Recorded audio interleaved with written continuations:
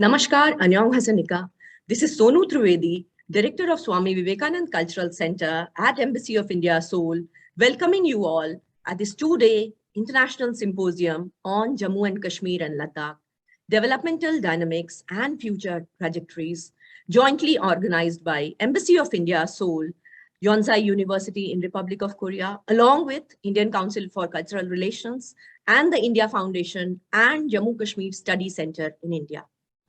This symposium is a part of series of special Azadi Ka Amrit Mahotsav and India at 75 celebrations being organized by the Cultural Center and the Embassy here in Seoul.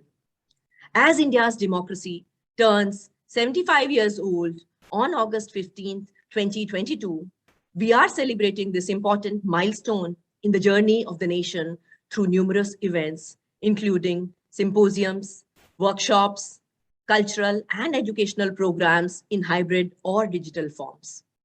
At the Cultural Center, we have always endeavored to bring the diverse cultural canvas of India at your doorsteps, wherever you are in the world.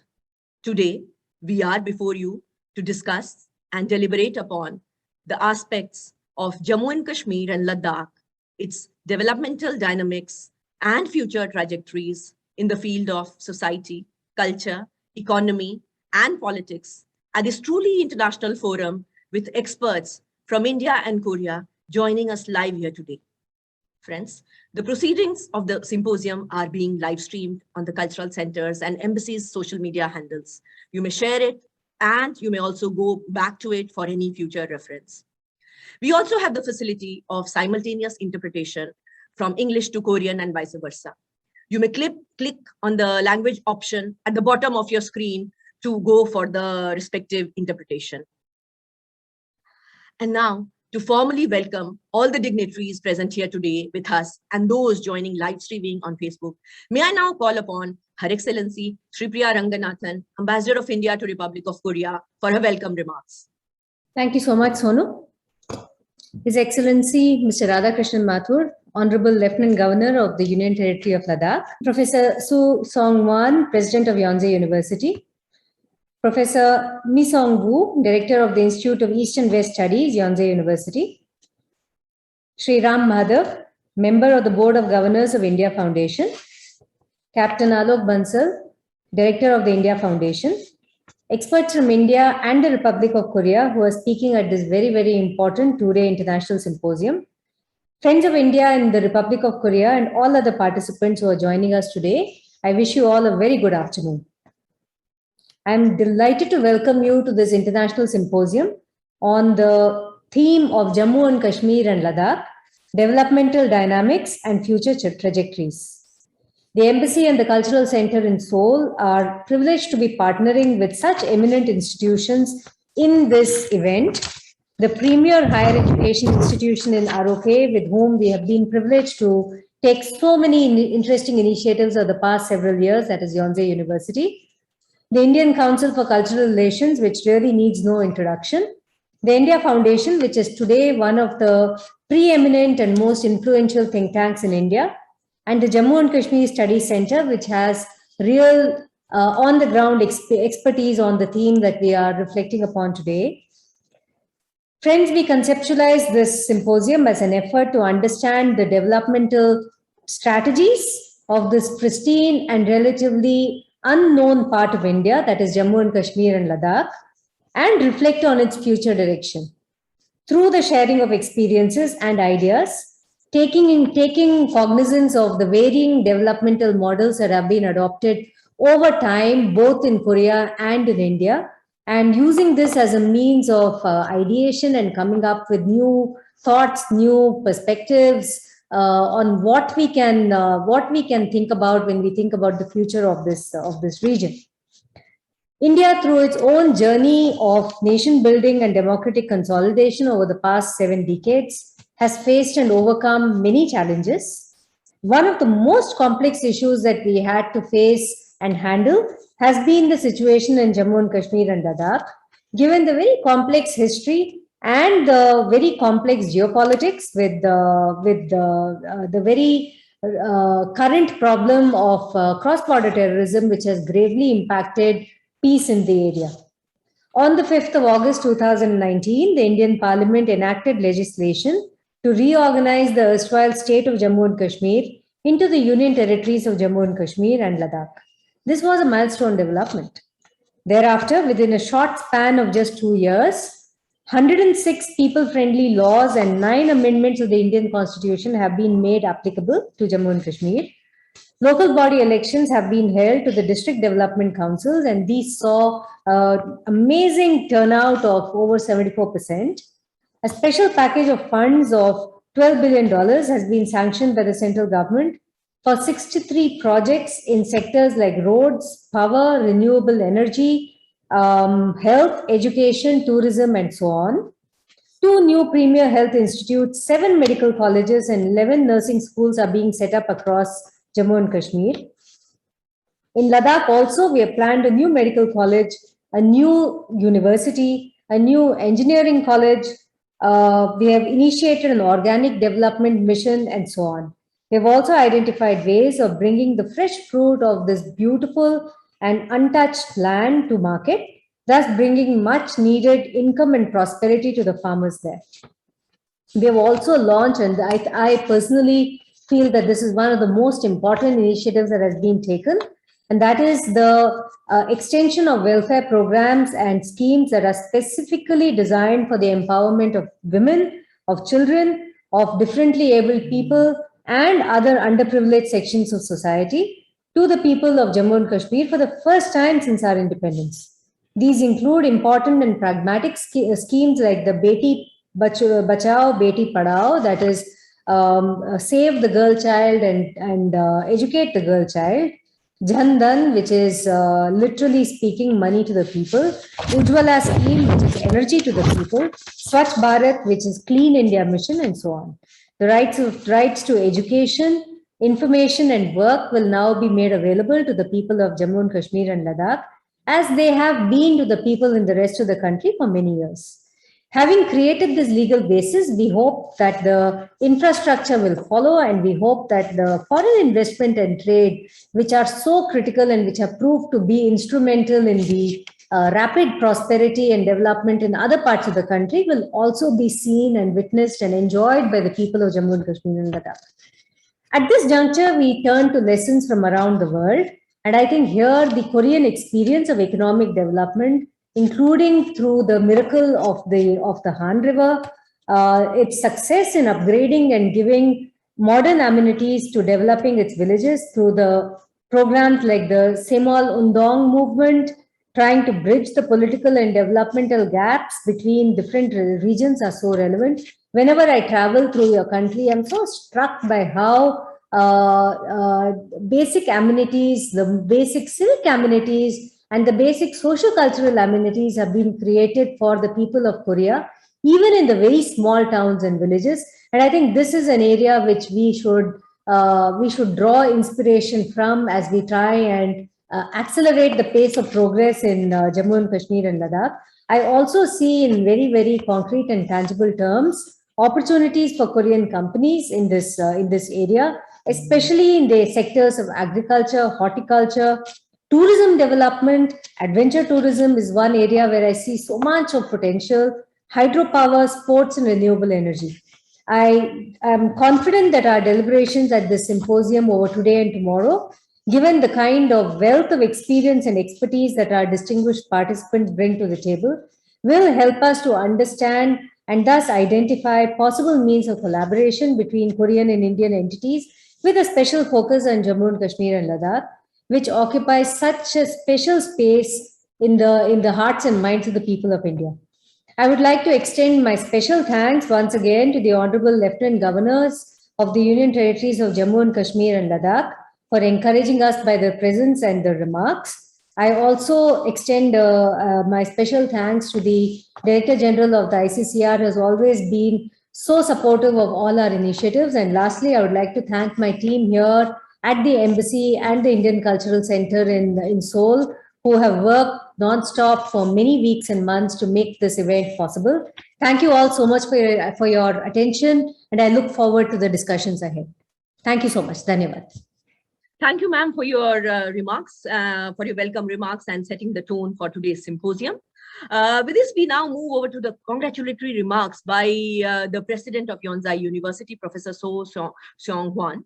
Let me briefly introduce Professor So also to the participants joining us live here today. Professor So received his doctorate in economics from Princeton University. He has held various senior administrative positions, including chair of the Department of Economics, director of the Economic Research Institute, and vice president for University Planning and Management.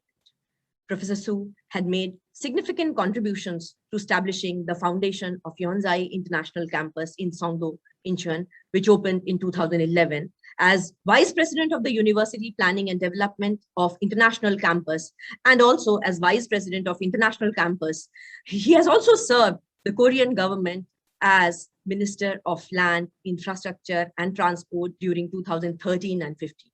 Over to you, President.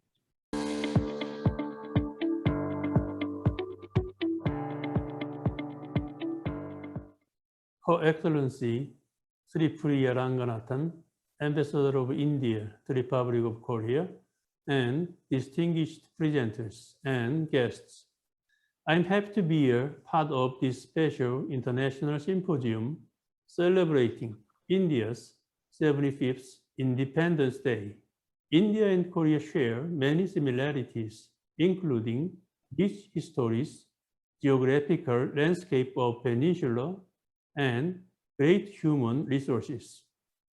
More than anything else, both India and Korea celebrate 15th August as our Independence Day. After having the long, painful history of colonization, while we are going through the difficult times of the COVID-19 pandemic, we have to remember that our nation's independence was not given to us. Our freedom and democratic states were made possible by sacrifices and struggles of many freedom fighters who fought courageously for the nation's independence. My dear fellow participants, today's symposium topic is Developmental Dynamics and Future Trajectories. India and Korea are both complex regions where different political, economic, social, and cultural traits coexist. Diversity in a country is not a weakness. We should look at differences and accept them and channel them into our strengths. This is meaningful and timely for us to open this international symposium today to look back our past, to learn from each nation's experience, and to seek out better directions for the future development. I hope this symposium can benefit everyone who wants to find inspirations to reflect our society through respectfully seeing the other nation's journey. Through the increased number of international academic and cultural exchanges, we can find mutually beneficial opportunities and ideas. I'm glad that the Embassy of India has maintained a long-term partnership with the Institute of East and West Studies of Yonsei University. I would like to thank organizers of the Embassy of India, Swami Vivekananda Cultural Center, and Institute of East and West Studies at Yonsei University, who have worked tirelessly to make this event possible. I'm confident that this event will provide another strong base between Korea and India, so we can solidify our long-term relationship to a more mature level. Once again, I would like to congratulate all of you and hope you exchange productive dialogues. Thank you. Thank you. Thank you, President, for your remarks and wishes for this symposium. With this now, may I now invite Captain Alok Bansal to give a formal welcome on behalf of India Foundation New Delhi and Jammu Kashmir Study Center. And let me also introduce Captain Alok Bansal. Captain Alok Bansal is the Director of India Foundation and also a member of Jammu Kashmir Study Center. He's also the Executive Director of South Asian Institute for Strategic Affairs. He has been the Executive Director of the National Maritime Foundation and has worked with Institute of Defense Studies and Analysis and Center for Land Warfare Studies earlier. He has authored a book titled Baluchistan in Turmoil, Pakistan at Crossroads in 2009, and has co-edited several other books. Over to you, Captain Bansal. I would like to thank the Indian Embassy in Seoul, Swami Vivekananda Cultural Center, and Center for East-West Studies, Yonsei University, for organizing this extremely relevant webinar on Jammu Kashmir and Ladakh, developmental dynamics and future trajectories. As we all know, in last 2 years, the Jammu Kashmir state, which was transformed into 2 union territories, has really galloped fast as far as development is concerned. And in this particular seminar, we would be actually dealing with historical significance of this particular region, the evolving internal security situation and challenges, the developmental models and unique socio-cultural ethos of these regions, new growth and developmental models, and how gender equity and social justice have evolved in these particular regions, because there were certain issues regarding this, and what are the future agenda. And we need to learn from Korean experience. The Korean participants will give us some inputs on their Korean model, Korean experience, and probably for a Korean audience, this would be an enlightening information as far as this particular region is concerned. Without wasting much time, I'd like to really express our deep gratitude to His Excellency Shri Radhakant Mathur, who is the Lieutenant Governor of Ladakh, for taking time out from his busy schedule to deliver the inaugural session. And thank you very much, sir. And I'll request now Sonuji to invite His Excellency. Over to you. Thank you so much. Thank you, Captain Bansal, for your welcome remarks. Now we move over to the chief guest of the inaugural session, Shri Radha Krishna Mathurji, who is the Honorable Lieutenant Governor of the Union Territory of Ladakh. I'm extremely honored to have amongst us Shri Radha Krishna Mathur, who is a retired Indian IAS officer and is serving as the first Lieutenant Governor of Ladakh. He retired as Defense Secretary in 2015 and later as the Chief Information Commissioner of India in 2018. Shri Mathur has also been the Secretary in Micro, Small and Medium Enterprises and the Chief Secretary of Tripura. He has also served as the Development Commissioner in the Ministry of Textiles and the Chief Enforcement Officer in the same ministry in the Union government. Bioeducation, he pursued his bachelor's in mechanical engineering from IIT Kanpur and Master of Technology in Industrial Engineering from IIT Delhi, and also holds an MBA degree from International Center for Promotion of Enterprises from Slovenia.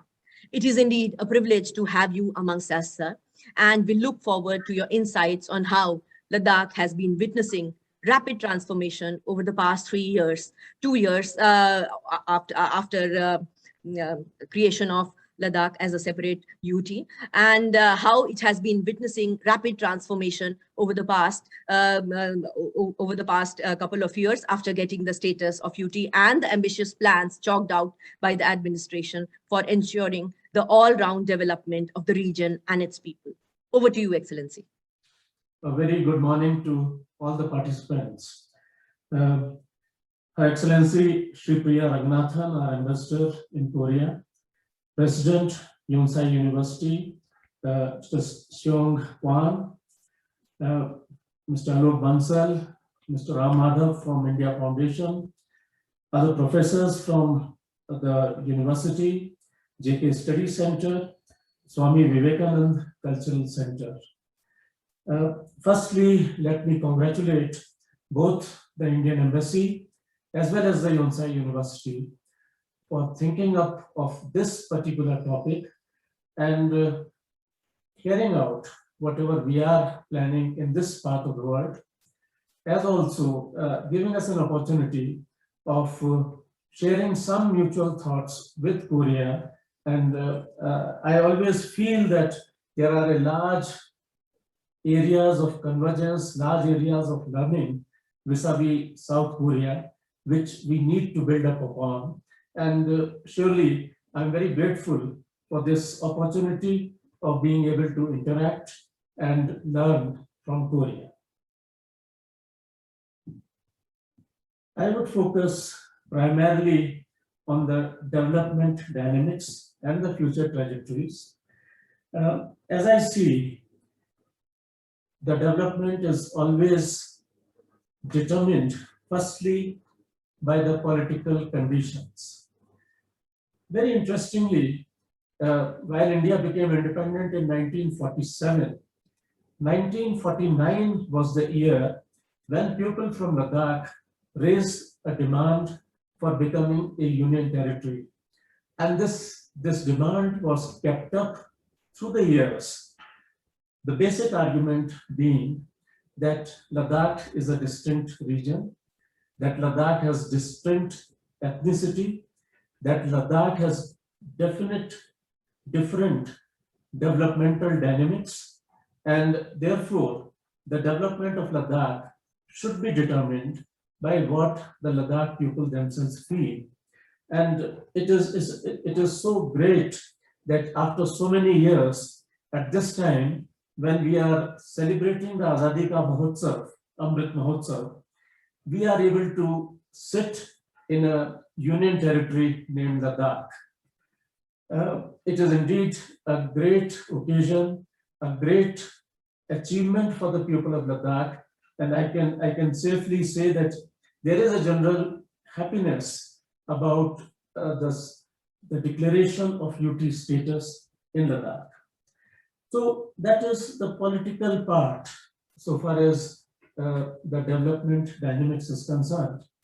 As Her Excellency the Ambassador did mention, since almost 2 years ago we became Union Territory, we have had 2 elections, one relating to the Hill Council, which comprises of 2 distinct councils in Leh district and Kargil district. And we also had elections earlier of Panchayati Raj institutions, that is the village level elections.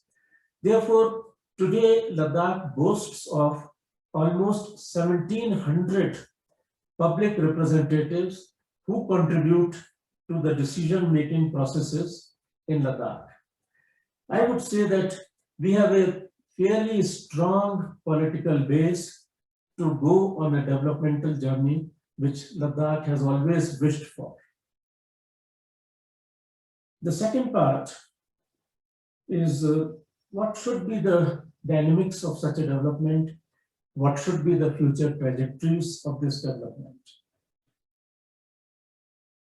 Right from the day one of the declaration of Union Territory in Ladakh, the first and foremost demand, first and foremost articulation of the developmental process has been from the people of Ladakh that they would want their pristine ecology to be preserved. Now, this is very important because what we have is a young Himalayan mountain, a young Trans-Himalayan region, and going right up to Karakoram. All of them are young. If you see the hills, they're porous, some stones. Definitely, while a lot of minerals are available in Ladakh, exploiting minerals is not a strategy that is desirable by any account. In fact, right in the beginning of the Union Territory, Honorable Prime Minister gave a clarion call that he wants Ladakh to develop as the first carbon neutral Union Territory in the country, or perhaps even in the world, for all I know. And the desire of the local people for a pristine ecology and the direction of the Honorable Prime Minister for a carbon neutral Ladakh, the two things converge together and determine for us as to what should be the developmental path for this place. I would not like to go into the processes that we have gone through. I would just like to touch on very briefly on 3, 4, 5 sectors where we are trying to make an impact, where we are trying to make a change. Firstly, arising out of the need for carbon neutrality, a very large number of decisions have flown. These include Ladakh, for example, has a potential for renewable energy of almost 30 gigawatt. These sources include solar, geothermal, wind energy, hydrogen energy. Now, these are the areas on which we have started focusing in a very big way. And I would say that in about 1 year time, we should be able to tell the world that Ladakh uses only renewable energy in its development. For us, it would be a great achievement, and we are looking forward to that happening. A second decision which flew, which emanated from the directions of the Honorable Prime Minister and the wishes of the people, relates to what sectors should be developed in Ladakh.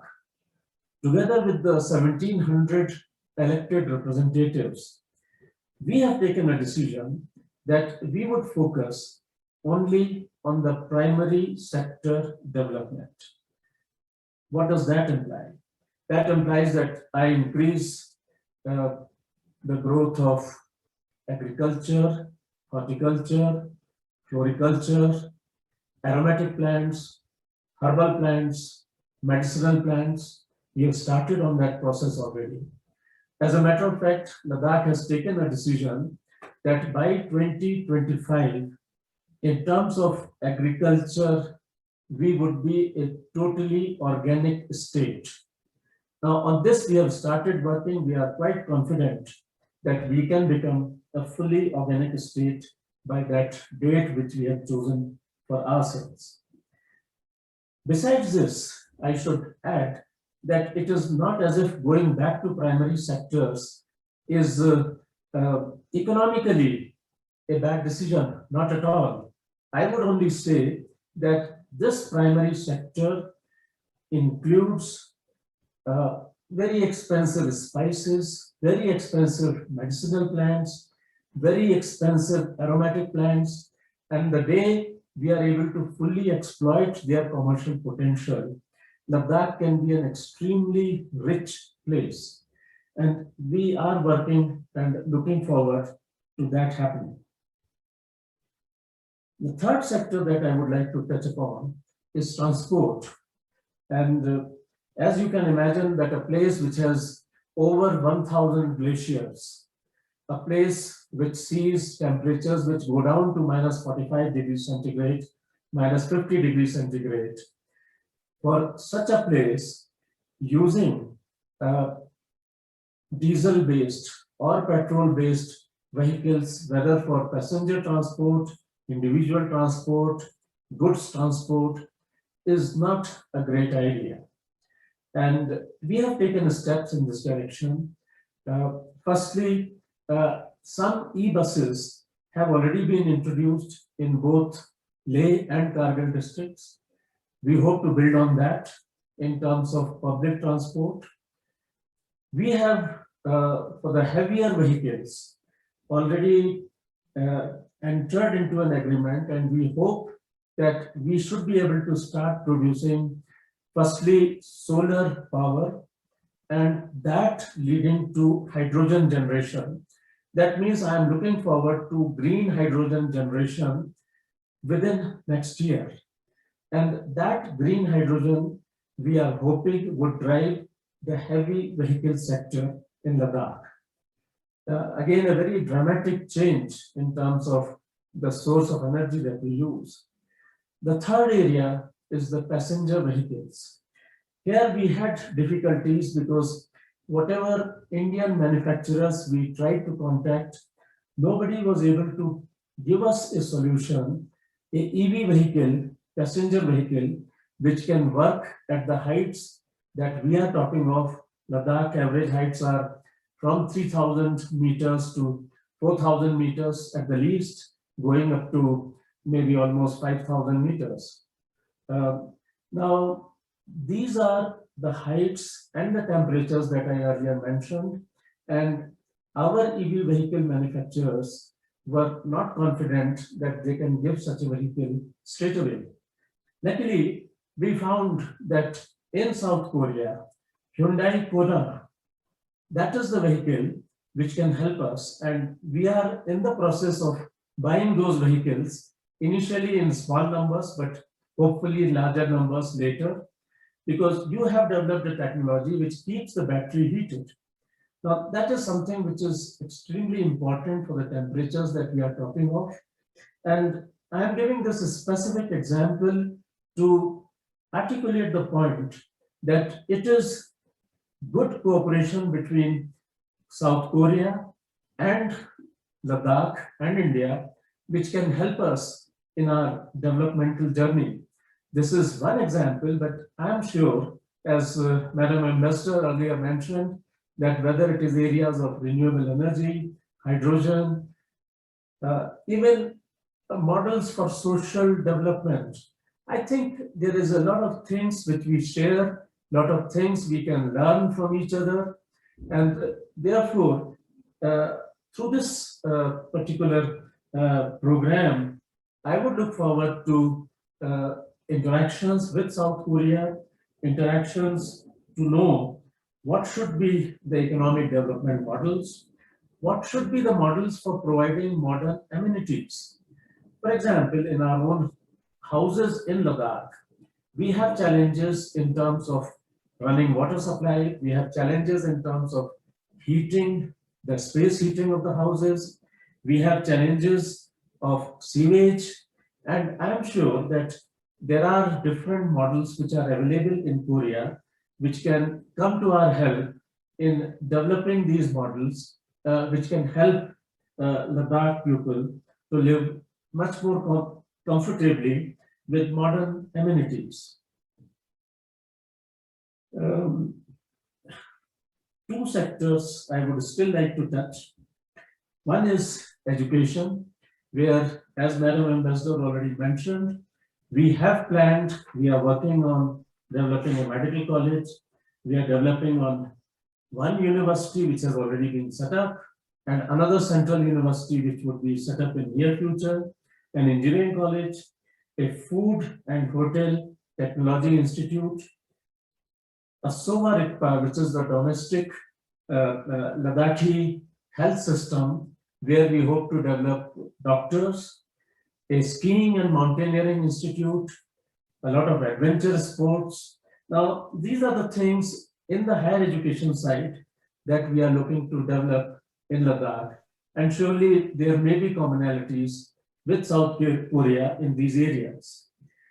The same thing applies for the primary education, where I'm happy to inform you that with our small population, we have given actually tablets to every single child in classes 6 to 12. And therefore, today in Ladakh, we are able to work on online as well as offline mode, the hybrid education, which is really the future of education. And incidentally, the tablets are Korean. And therefore, you're coming forward in some way to help us already, even though you may not be aware of these things happening in India, in a remote part in Ladakh. The last area that I would like to touch upon is health, where firstly, Corona, that we were fortunate that despite the first wave, second wave, we never ran short of oxygen, we never ran short of beds. We are further increasing our capabilities. Ladakh has become the first state where 100% vaccination of the eligible population has been done vis-a-vis the first dose. And I am expecting that by end of September, the entire population would have received the second dose. Therefore, I think we are slightly better off in terms of handling of corona epidemic. But along with that, we are improving our capabilities in terms of MRI machines, the digital radiography systems, echocardiography, and so on, so that we are able to give better service both to the tourists who come here to Ladakh in large numbers, as also to the local population. Now, I have very broadly tried to touch upon the growth trajectory that Ladakh is looking forward to, that Ladakh is working upon. I'm sure that this growth trajectory would have a role for South Korea, and I would look forward to that cooperation. I would like to thank all the organizers on the Indian side as well as on the Korean side for this great initiative. I'm very thankful for that, and I would look forward to more things happening with this initiative. Thank you so much. Namaskar. Thank you, Excellency, for your remarks and for outlining the key initiatives taken in the field of primary sector. Along with that, you also outlined on the improvements in the transport sector, major infrastructural projects, new initiatives in the field of education sector, along with the improved healthcare facilities and other opportunities available in the tourism sector. You've also focused on the growth trajectory of Ladakh and outlined some of the challenges in urban planning and how the lessons could be learned from the Korean developmental model. I'm sure through the deliberations and through the presentations in these 2 days, I'm sure we will have many more learning experiences and we will be able to link up more institutions for this experience sharing. With this, we now move directly over to the plenary session.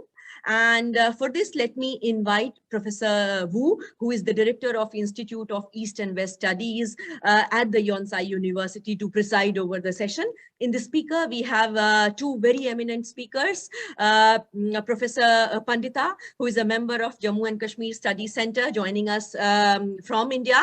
And also we have Professor Kim, who is a Professor of Political Science at Yonsei University, joining us live here from Seoul. Over to you, Professor Wu. Hello, good morning and good afternoon. My name is Mi-Sung Woo. I'm a professor in the Department of English Language and Literature, and currently I'm serving as the director of the Institute of East and West Studies at Yonsei University. I'm truly honored to be a part of this event, and I really appreciate all the time and effort the director, Sonu Trivedi, has put on to push this event forward. And I also appreciate Her Excellency, Madam Ranganathan, for maintaining this invaluable partnership between Embassy of India and Yonsei University. And I also appreciate Dr. So Seung-hwan, President of Yonsei University, taking part to congratulate this 75th, celebrating event of this 75th Independence Day.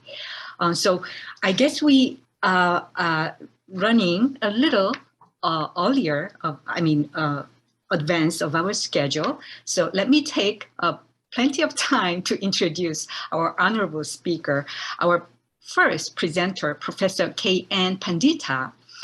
He is an Indian historian, and he studied and worked at Punjab University and University of Tehran, taught at the University of Kashmir, and was the former professor and director at the Center of Central Asian Studies at the University of Kashmir. He was awarded UGC Emeritus Fellowship in Central Asian Studies during 1978 and 1988, and he was also awarded by the President and Vice President of India in 1985 and 1987, respectively, for his academic attainments. So please welcome Professor Pandita as our first speaker. Good morning, everybody.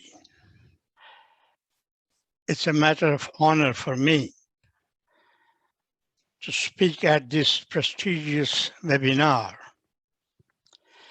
to a very distinguished audience from India and from South Korea.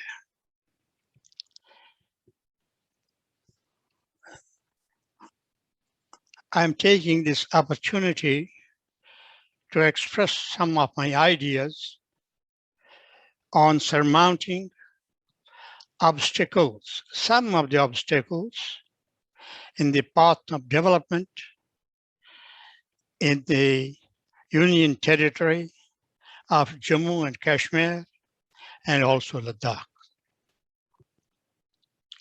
On Ladakh, just now, we had a very elaborate insight into development process and the schemes that are on the annual by His Excellency, the Lieutenant Governor.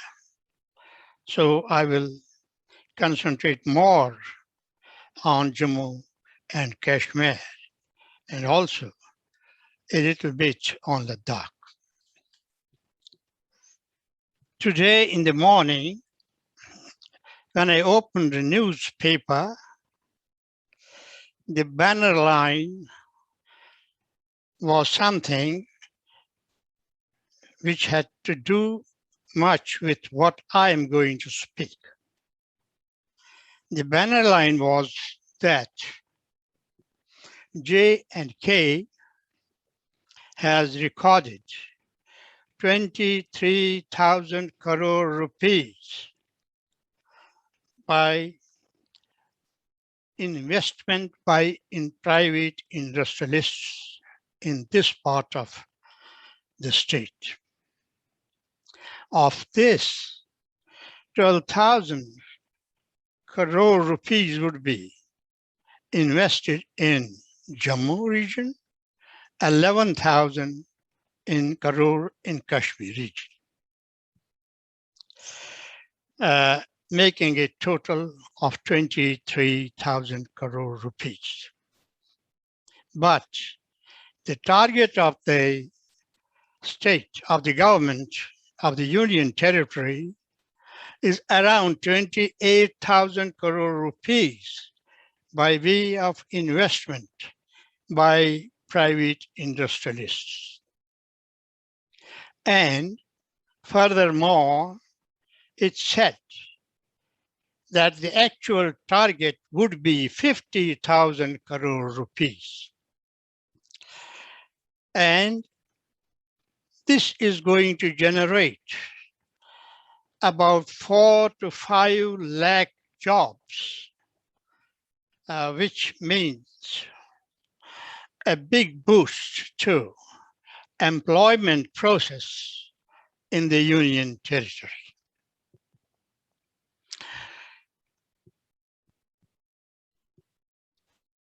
This is what the government is planning. And below this news item, there was something very interesting. Somebody had remarked that we see these figures on paper, but on the ground we see nothing. Well, people do not realize sometimes that there is time is needed between planning, finalizing, raising funds, and implementing. And this is a long process. The development is not a short process, particularly in a region where there are many physical difficulties. Now, as you know, Jammu, Kashmir, and Ladakh is a mountainous region. It's the Himalayan region. The slopes of Himalayan region, the gorges, the slopes, and some plains also. And then the three regions have diversity of climate, of physical geography, and many more things. this diversity makes an important subject when you are discussing development. For development overall, two things are very essential, especially in hilly regions. They are the Himalayan ranges and the other ranges, Pir Panchal ranges. These ranges are by and large, the southern ranges are made of mountains of mud and sand and rubble. These are not rocky mountains, as in the northern Himalayas, as in Ladakh or elsewhere. The region between Kashmir and Jammu, covered by Pir Panchal range, is mostly of slippery mountains where rain and snow causes great damage to the route. So the biggest problem is that of connectivity. That's one of the problems. And for development, the first prerequisite is connectivity. And the second prerequisite is energy, supply of energy in mountainous regions. So we have only one road which connects Kashmir with Jammu. Although of late, we have discovered another route via Rajouri, which is called the ancient Mughal route.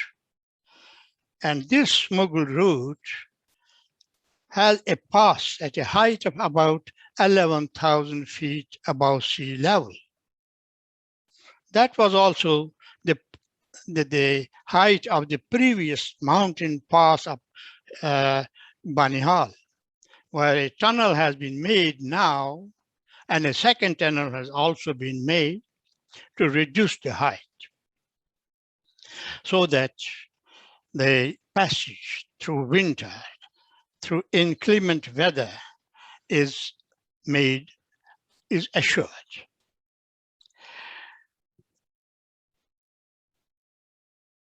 In regard to the connectivity, we have the government of India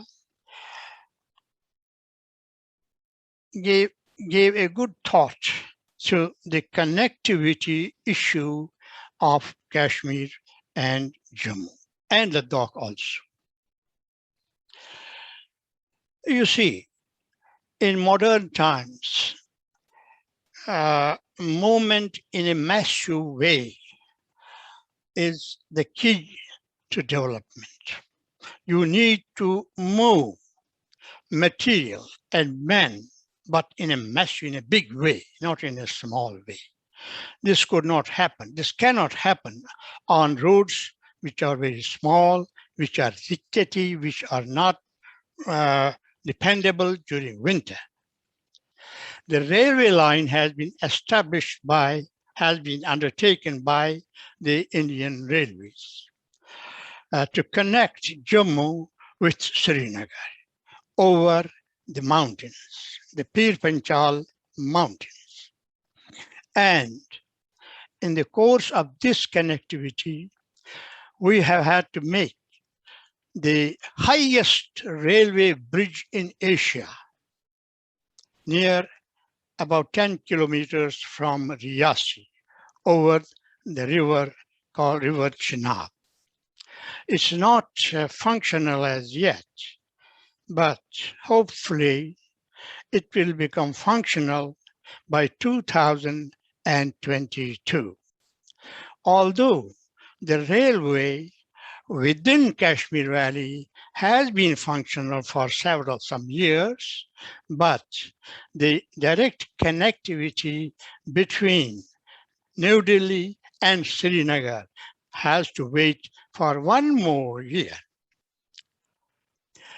I will not go into the details of this railway bridge, but perhaps it's one of the marvels of engineering feat. It's to be seen and it's to be believed. So this was one of the difficulties that has hampered the development of Kashmir for so many years.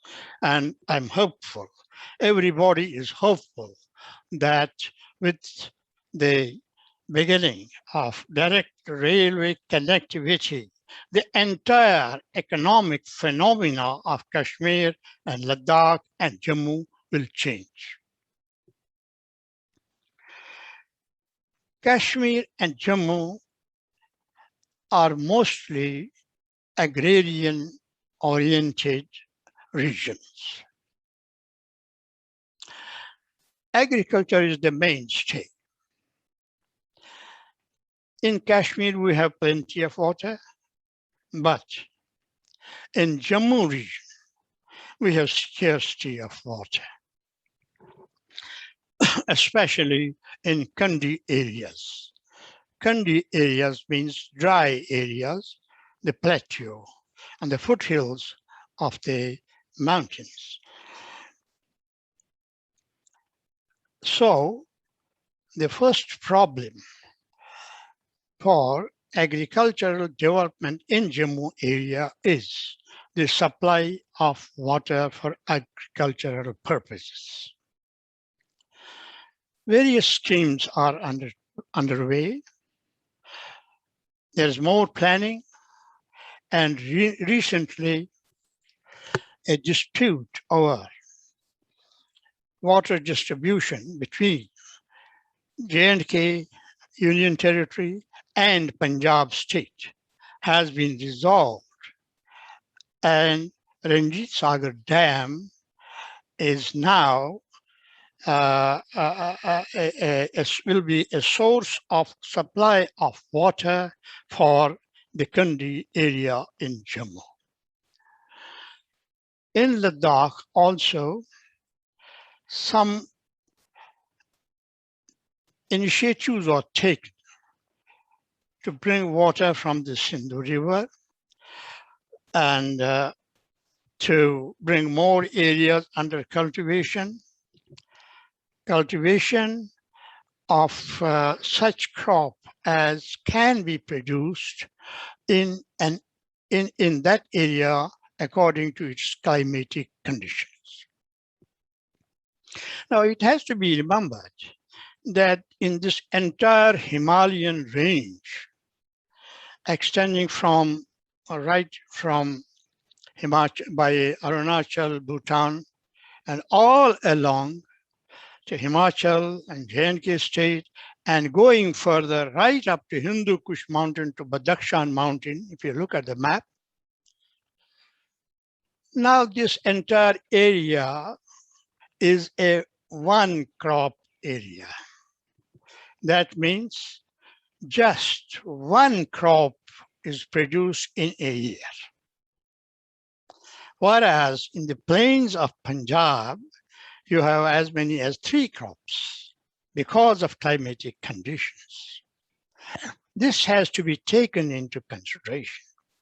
If that one crop fails, unfortunately, either because of drought or clouds or rain or weather conditions, whatever, then it becomes very difficult for the people to have their survival, to maintain their survival. And this was the reason why in this entire area and in Kashmir also, food grain was stored. The farmers, small and big farmers, all of them had the granaries and they stored food grains for at least to suffice them for 1 or 2 years or even more. That is the reason. I'm reminded of a story. Lalita Aditya, the great king of Kashmir in 8th, 9th century, he had to face the problem of incursions from external invaders from Central Asia and other parts. And he had also to face the rebellions and revolts from the big zamindars, big landlords within Kashmir. So he issued an order that no landlord, no zamindar, no damra should have the wheat or the dhan, the shali, to last him for more than 1 year. Because if he had more shali, enough shali in his granaries, he would become rowdy. He would indulge in sedition against the ruler. So this was the reason why one crop, what effect of one crop system. Now, under new scientific development and scientific inquiries, now we have agricultural university in Kashmir, in Jammu, and we have agricultural departments, we have horticultural departments, and so forth and so on. And new researches are being made for a diversity, how to diversify the agriculture of Jammu and Kashmir. So other crops can be grown in case one crop fails, the other crop can be grown. So that is the job which is left to these institutions, to the universities, to the experts.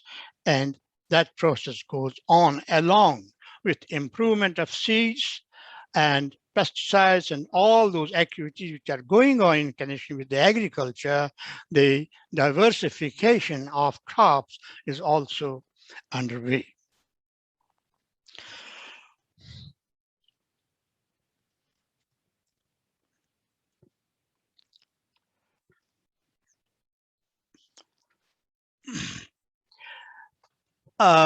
In regard to connectivity,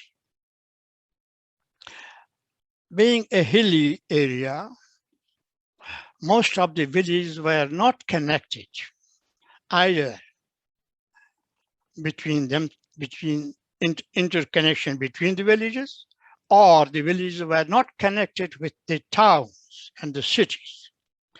There were not many roads and pakka roads, I mean asphalted roads. So this issue has been taken care of by the successive governments from time to time. And during last,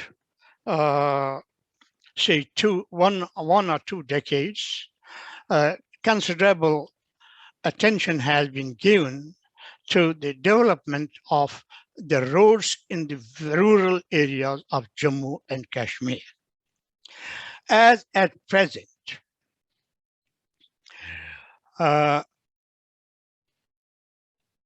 the plan of connectivity plan, which the central department, Government of India's Department of Roads, Ministry of Roads, has sanctioned, the total roads sanctioned are for Jammu and Kashmir are 3,261. And this makes the total length of 19,277 kilometers. That is the length which will be covered. And this length has to have 243 bridges, small and big, mostly big bridges, large bridges. Now, this is the plan which the government has, the target which the government has set before it. And this was the target up to 2022. The achievements up to present day, up to 16th of July of this year, have been out of 3,261 roads, 1,858 roads have been completed, which means a total length of 11,517 kilometers. And out of 243 bridges envisaged to be built, 84 bridges have been completed during last 2 years. Now, this is the overall picture of the road connectivity in Jammu and Kashmir. Apart from that, there are other schemes. For example, the road connecting Jammu with Srinagar, the two capitals. You know, we have two capitals in the Union Territory, the winter capital and the summer capital. Jammu is the winter capital and Srinagar is the center capital. This road is being developed into a six-lane route. So far, 4 lanes have been completed from Banihal up to Srinagar. And also on the Jammu side, also 4 lanes have been completed right up to Ramban or near about Ramban. And the process, it's continuing. The widening of road itself is a huge project, given the difficulties of cutting the earth, cutting the mountains, which had slides. The landslides often come down in summer, during rainy season. But this is a permanent system, and the Border Roads Department has undertaken this huge planning of the roads. Along with this connectivity, along this building of bridges and roads, a new phenomena has been brought in, and that is of building the tunnels. It has become an important ingredient in the development and maintenance of connectivity. We have several projects in hand, and they will be completed in due course of time. Some of them have reached completion, some have been completed. The tunnel in Banihal, the second tunnel in Banihal, through which the railway has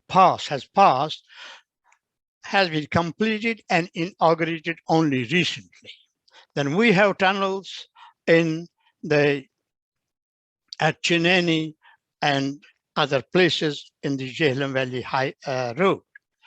Then we have 2 tunnels are undertaken on Srinagar Leh Ladakh destination. These are called the Baltal tunnel at a height of 11,000 feet as the pass, but then the tunnel will reduce the height, something about 4,000 feet. And with those 2 tunnels, Ladakh will have around the year connectivity with Srinagar. That is one side. On the other side, also, we have the tunneling and road building from Manali, from Himachal, through Manali, right up to Leh. So this means Leh will have connectivity, not 1, but 2 connectivities, and Leh will no more remain disconnected from the world for 6 months as we used to know previously. Leh, as you know, as you have seen, is strategically very important area for India. I will not go into the politics but I will not go into the strategic importance also, but for the development of the life standard of the people in Ladakh and Kargil areas who have remained backward for a long time and whose economy has remained rather weak for a long time, these two connectivities are surely going to improve the standard of life.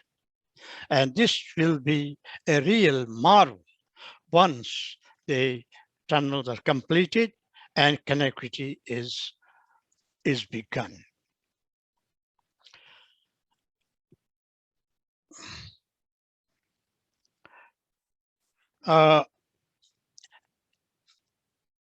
Industrialization after agriculture. Industrialization is another means of improving the life standard of the people. Though agricultural activity has many aspects, many more aspects like horticulture, like floriculture, and like sheep breeding farms, honey producing farms, saffron producing farms. These are so many aspects of agriculture farming which have to be developed, and towards these the government is paying attention and whatever is needed is being done. Horticulture industry, from my point of view, horticulture industry in Kashmir Valley has a great scope because of conducive climate. But the way horticulture has been developed in the developed countries in the West, we are still far behind. For many years, we were haunted by the scab disease. We didn't even have the effective pesticides that would kill the pests which spoiled our horticultural products. But now that has been improved. Still, there is a great scope of developing Kashmir horticulture and its marketing. Once the railway service begins, the marketing will naturally improve, and the fruits loaded in Kashmir today, within 24 hours, they can reach any part of the country. So horticulture department has great scope for development and investment that has to be taken care of. In this development of industries in Kashmir, Jammu and Kashmir, as far as Kashmir Valley is concerned, we'll have to take into account the climate and weather conditions. And I think that we should not rush in this matter and take any decision in haste. We'll have to examine what industries can be brought to Kashmir, where they can grow, which are viable, and which can generate real employment. Those industries have to be identified. For example, somebody told us that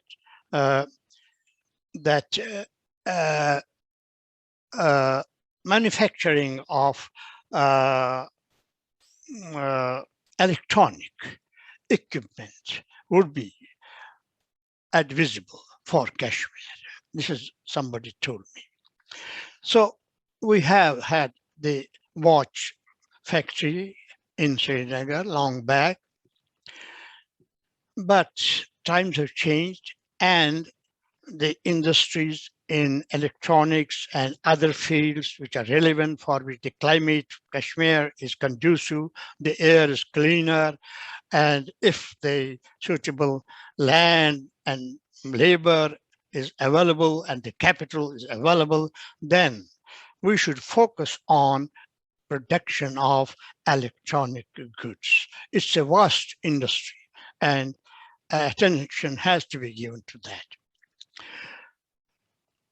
Unfortunately, for various reasons and political reasons, I will not go into the details, but I'll only hint at that. The difficulty which we have faced in industrialization of Kashmir and Jammu is the acquisition of land.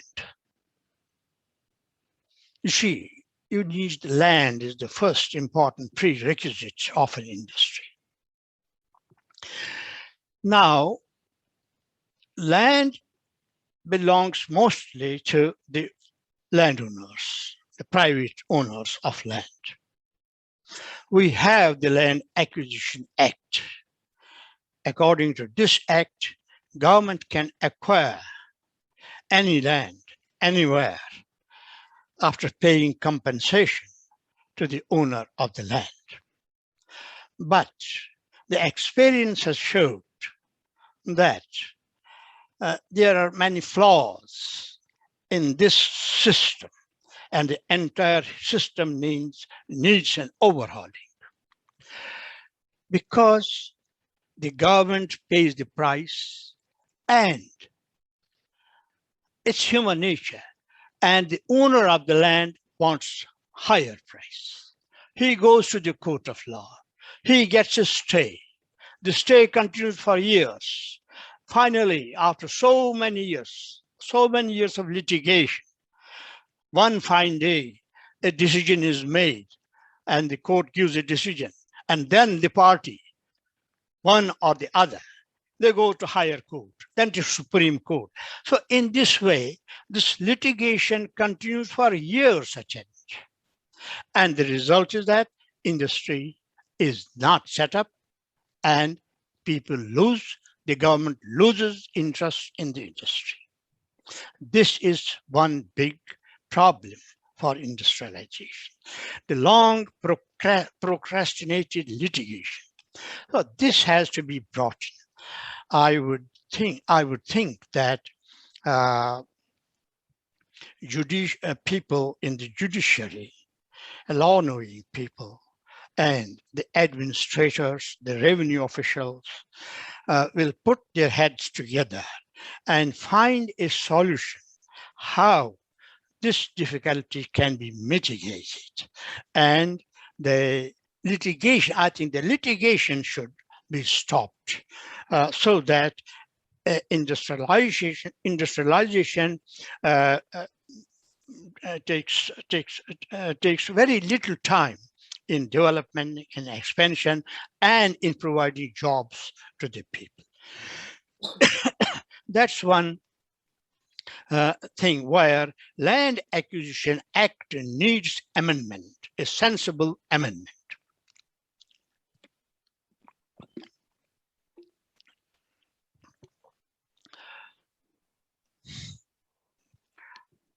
Then we move on. None of the three regions of Ladakh and Kashmir and Jammu, none of these regions is endowed with mineral wealth, substantial quantity and quality of mineral wealth. We don't have rich minerals in any of these regions, except we have some quantity of gypsum. We had some small quantity of lignite, which is a lower quality of coal in Kupwara, but that has also finished. And then we have also a small quantity of turquoise in Kashtwad. But that's again on a very small scale. It cannot be made as a big industry. Of course, we have one important mineral wealth, very rich mineral wealth, and that is the forest wealth. The forests in Kashmir are very rich, very deep and dense forests. And the timber produced from the Deodar and Kedu trees from Kashmir forest is considered the best timber known. In Jammu, we have lesser forests in comparison to Kashmir Valley, but in Ladakh, we don't have the forests. The mountains are barren because of the height, because of climatic conditions. As regards the forest industry, we have not modernized it to the extent it should be. And the modern techniques of utilizing timber for construction purposes, for building purposes, has not been attempted so far. The need is that the old system must change, and the timber, the forest wealth has to be utilized in a way.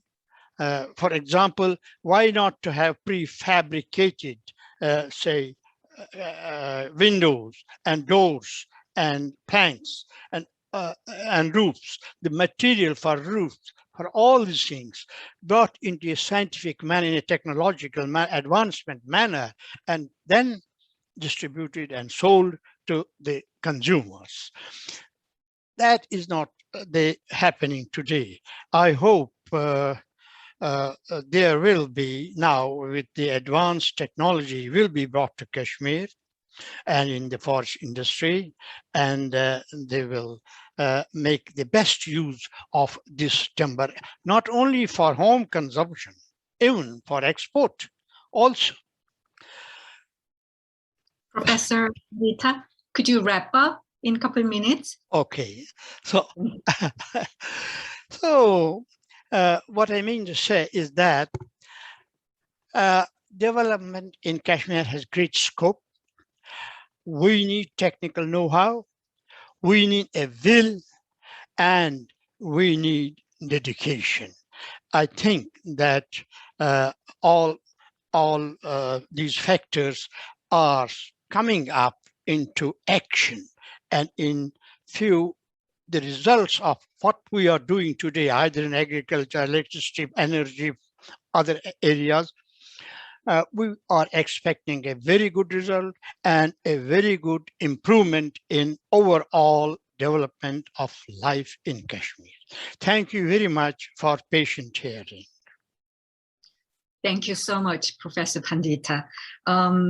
It was really illuminating talk about surmounting obstacles in the development process of Jammu and Kashmir and Ladakh region. And Professor Pandita nicely pointed out railroad connectivity issues, agricultural development planning issues, and a lot of other horticulture issues. These are really relevant and interesting issues to South Koreans, because South Korea also has very small arable land, which is only 22% of the entire land. So we had similar issues back in 1960s, the construction issues, land, and the acquisition of land law, which is also a big issue in this government as well. So I hope that we can have a very productive and meaningful discussion at the end of this session. So I'll save some time at the end of this session so that we can take some questions and open up our discussion. But I will now move to our second presentation. Professor Myung-Sup Kim, he is a professor of political science and diplomacy and the director of the Seungman Lee Institute in Yonsei University. He received his PhD in Paris, El Panthéon Sorbonne University. He served as the 19th president of the Korean Association for Political and Diplomatic History and an editorial board member for journal Geopolitics. He is the author of War and Peace, subtitled The 625, that is Korean War, and the Birth of the Armistice Regime, which won KPSA Academic Prize and the ICAS Book Prize. He has published academic articles in many English journals such as International Political Science Review, Issues and Studies, Korean Journal of Defense Analysis, Korea Observer, Pacific Focus, and in many Korean journals such as Journal of Korean Political and Diplomatic History and in Chinese Journal of Korean Studies. And interestingly, he has recently published a Korean history of Francesca Lee, who is our very first lady and the wife of Seungman Lee, South Korea's first president. So please welcome Professor Myung-Seop Kim. 랑가나탄 대사님, 그리고 우리 우미성 교수님 감사드리고요. 특별히 저의 궁금증에 대해서 이메일을 통해서 답변해 주신 소누 트리베디 인도문화원장님께 감사를 드립니다. 제가 사실 이 발표를 준비하면서 포스터를 보니까 75주년 기념으로 되어 있어요. 근데 올해는 사실은 제가 계산해 보니까 74주년이 아닌가 하는 궁금증이 들었습니다. 그래서 이 제로라는 그 개념을 발명한 인도 문명에서는 이 기념일을 한 1년 앞당겨서 하나 하는 그런 생각을 했어요. 근데 그게 아니고 내년 2022년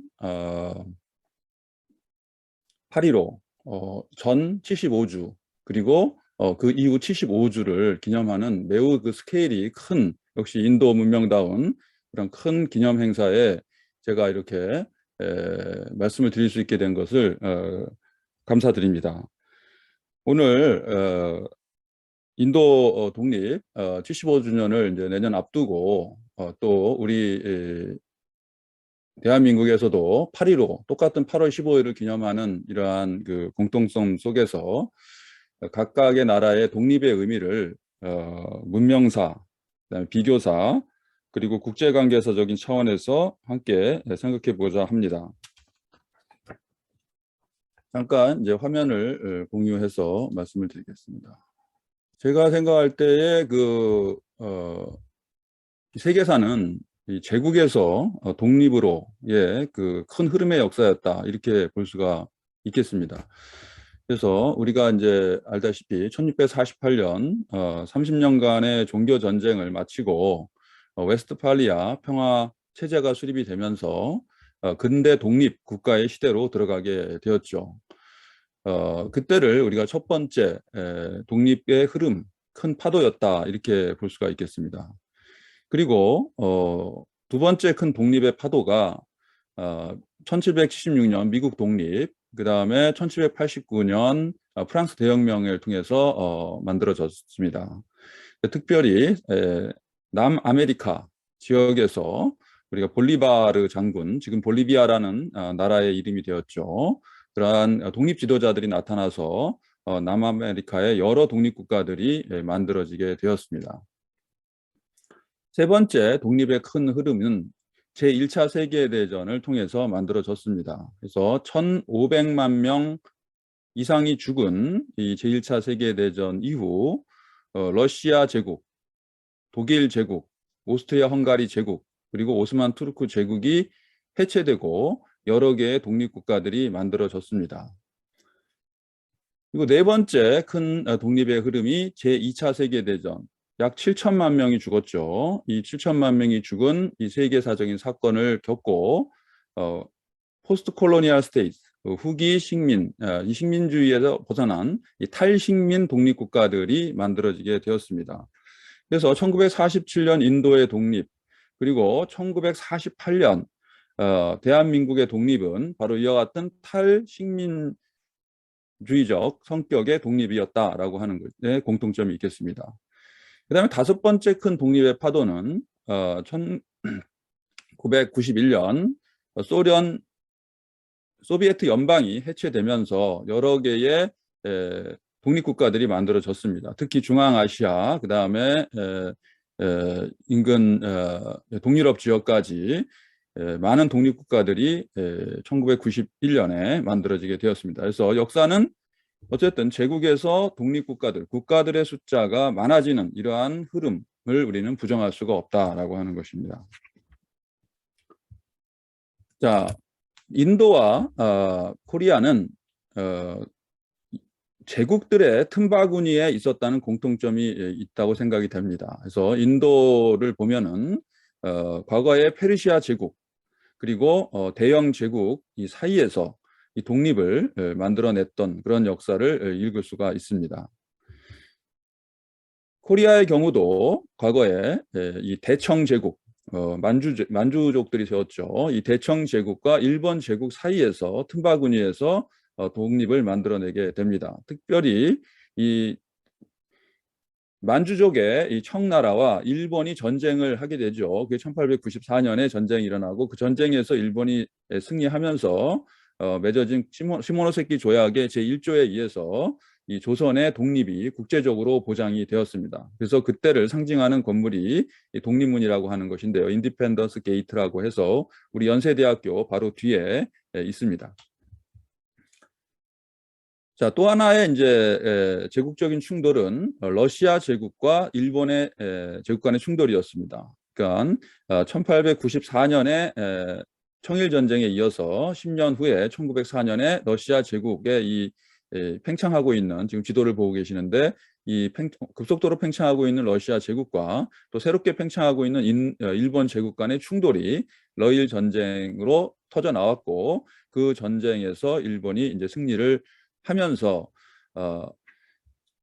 제국의 틈바구니에서 독립을 유지하고 있었던 대한 제국이 독립을 이제 빼앗기고 일본에 병합이 되는 그러한 역사를 갖게 되었습니다. 아까 인트로덕션을 말씀드렸고 독립의 파도를 말씀드렸고 인디아가 페르시아 제국과 브리티시 제국 사이에서 독립을 만들어냈다는 말씀을 드렸고 그 다음에 대청 제국과 일본 제국 사이에 코리아가 있었고 그 사이에서 이제 저희가 독립문이라는 것을 이제 아까 설명을 드렸고요. 러시아 제국과 일본 제국이 다시 충돌하게 되는 역사를 말씀을 드렸습니다. 자, 일본 제국의 승리로 인해서 일본에게 병합되는 그러한 역사를 코리아가 갖게 되면서 이 대한 과거에 이제 조선이라고 불렸다가 대한으로 청일전쟁 이후에 이름이 바뀌게 됩니다. 그게 대한제국입니다. 그랬다가 1910년이 돼서 다시 조선으로 바뀌게 되죠. 그래서 우리가 영어로는 그냥 코리아라고 여러분들이 알고 계시겠지만 그 명칭이 사실 바뀐 겁니다. 하나는 조선에서 대한으로 바뀌었다가 다시 조선으로 바뀐 것이 1910년이 되겠습니다.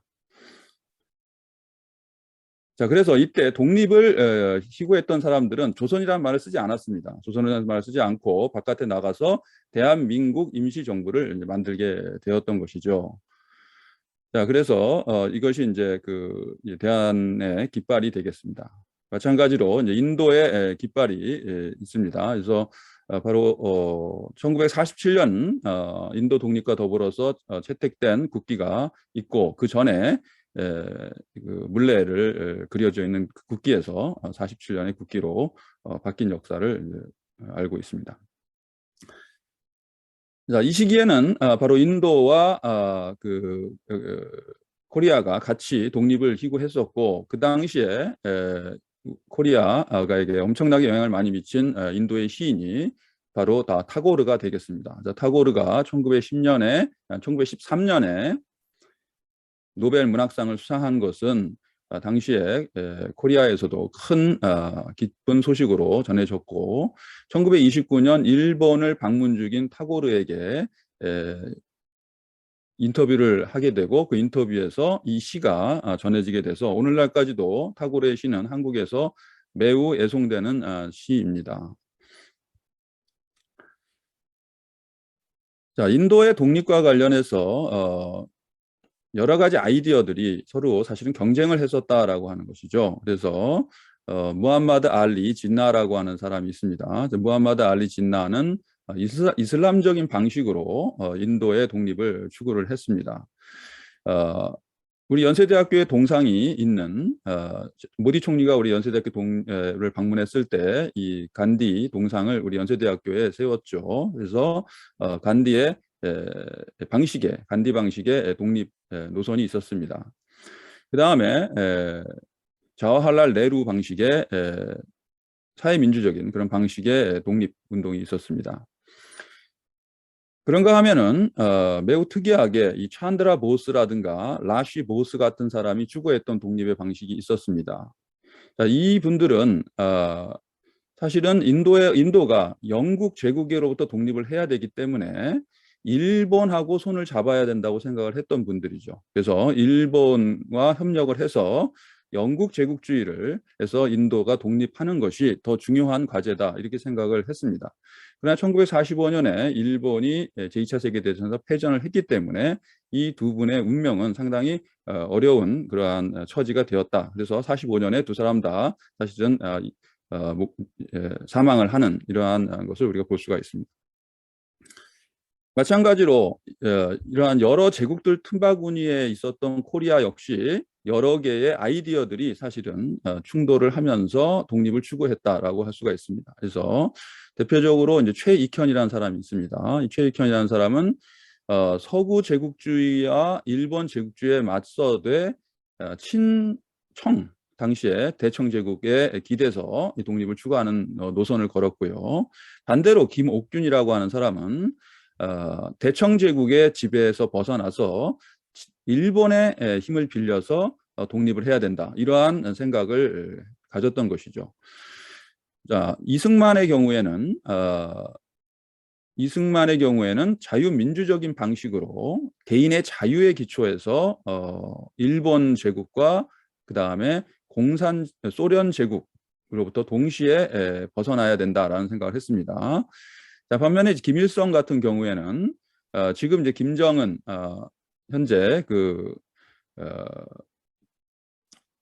평양의 최고 지도자인 김정은의 할아버지죠. 이 김일성은 공산주의적인 방식으로 일본 제국에 맞서려고 했습니다. 자, 김구라는 사람이 있습니다. 김구라는 사람은 자유민주적인 방식을 추구하다가 48년 이후에 평양을 방문해서 김일성과 같이 제3의 길을 모색을 했었습니다. 자, 이와 같은 아이디어를 가지고 코리아도 여러 독립의 방향을 놓고 갈등을 빚었습니다. 자, 결국은 이 갈등은 아직까지도 계속되고 있습니다. 예를 들면 인도 같은 경우에도 프란찬드 조시라고 하는 사람이 있죠. 이 사람이 공산주의적인 방식으로 인도의 독립을 추구했던 사람입니다. 오른쪽에 이제 사진을 보시면은 김일성이 젓가락을 들고 이제 밥을 먹고 있는 소련군 장교 옆에서 젓가락을 들고 밥을 먹고 있는 사람이 김일성입니다. 이 젊은 청년 김일성이 공산주의적인 방식으로 독립을 추구했던 그런 사람이라고 할 수가 있겠습니다. 그런데 이제 흥미로운 것은 그 양쪽에 있는 두 인물입니다. 한 사람은 간디고 또 한 사람은 조만식이라고 하는 사람입니다. 그래서 이 사진은 1945년 해방 직후에 평양에서 촬영된 사진입니다. 자, 여기서 보시면 이 두 사람, 그러니까 간디는 아까도 말씀드린 것처럼 우리 연세대학교에 직접 모디 총리께서 방문하셔서 동상 제막식을 하셨고, 그 오른쪽에 이제 조만식이라는 사람인데 이 두 사람은 매우 공통점이 있습니다. 그래서 이 간디가 의 사상 이것에 대해서 이 조만식이라는 사람이 일본에 유학을 하게 되는데 일본에 유학을 하는 동안에 이 간디 사상에 대해서 상당히 많은 영향을 받게 되었습니다. 그래서 이 조만식이 추구했던 것은 운동 중에 하나가 조선 물산 장려 운동이라고 하는 것인데요. 이것은 바로 간디의 스와데시 운동과 매우 흡사한 그러한 운동이 되겠습니다. 그러나 이제 이 조만식의 운명은 어떻게 되냐면 1945년에 아까 같이 이제 김일성 같이 앉아 있었지만 결국은 연금 상태에 빠지게 되고 결국은 김일성 쪽에 의해서 결국은 살해되는 그러한 운명에 처하게 되었습니다. 자, 독립국가에서 결국은 정권을 잡은 두 사람, 인도와 코리아에서, 대한민국에서 정권을 잡은 두 사람이 결국은 오늘날 우리 한국과 대한민국과 인도의 관계에 굉장히 중요한 영향을 미쳤습니다.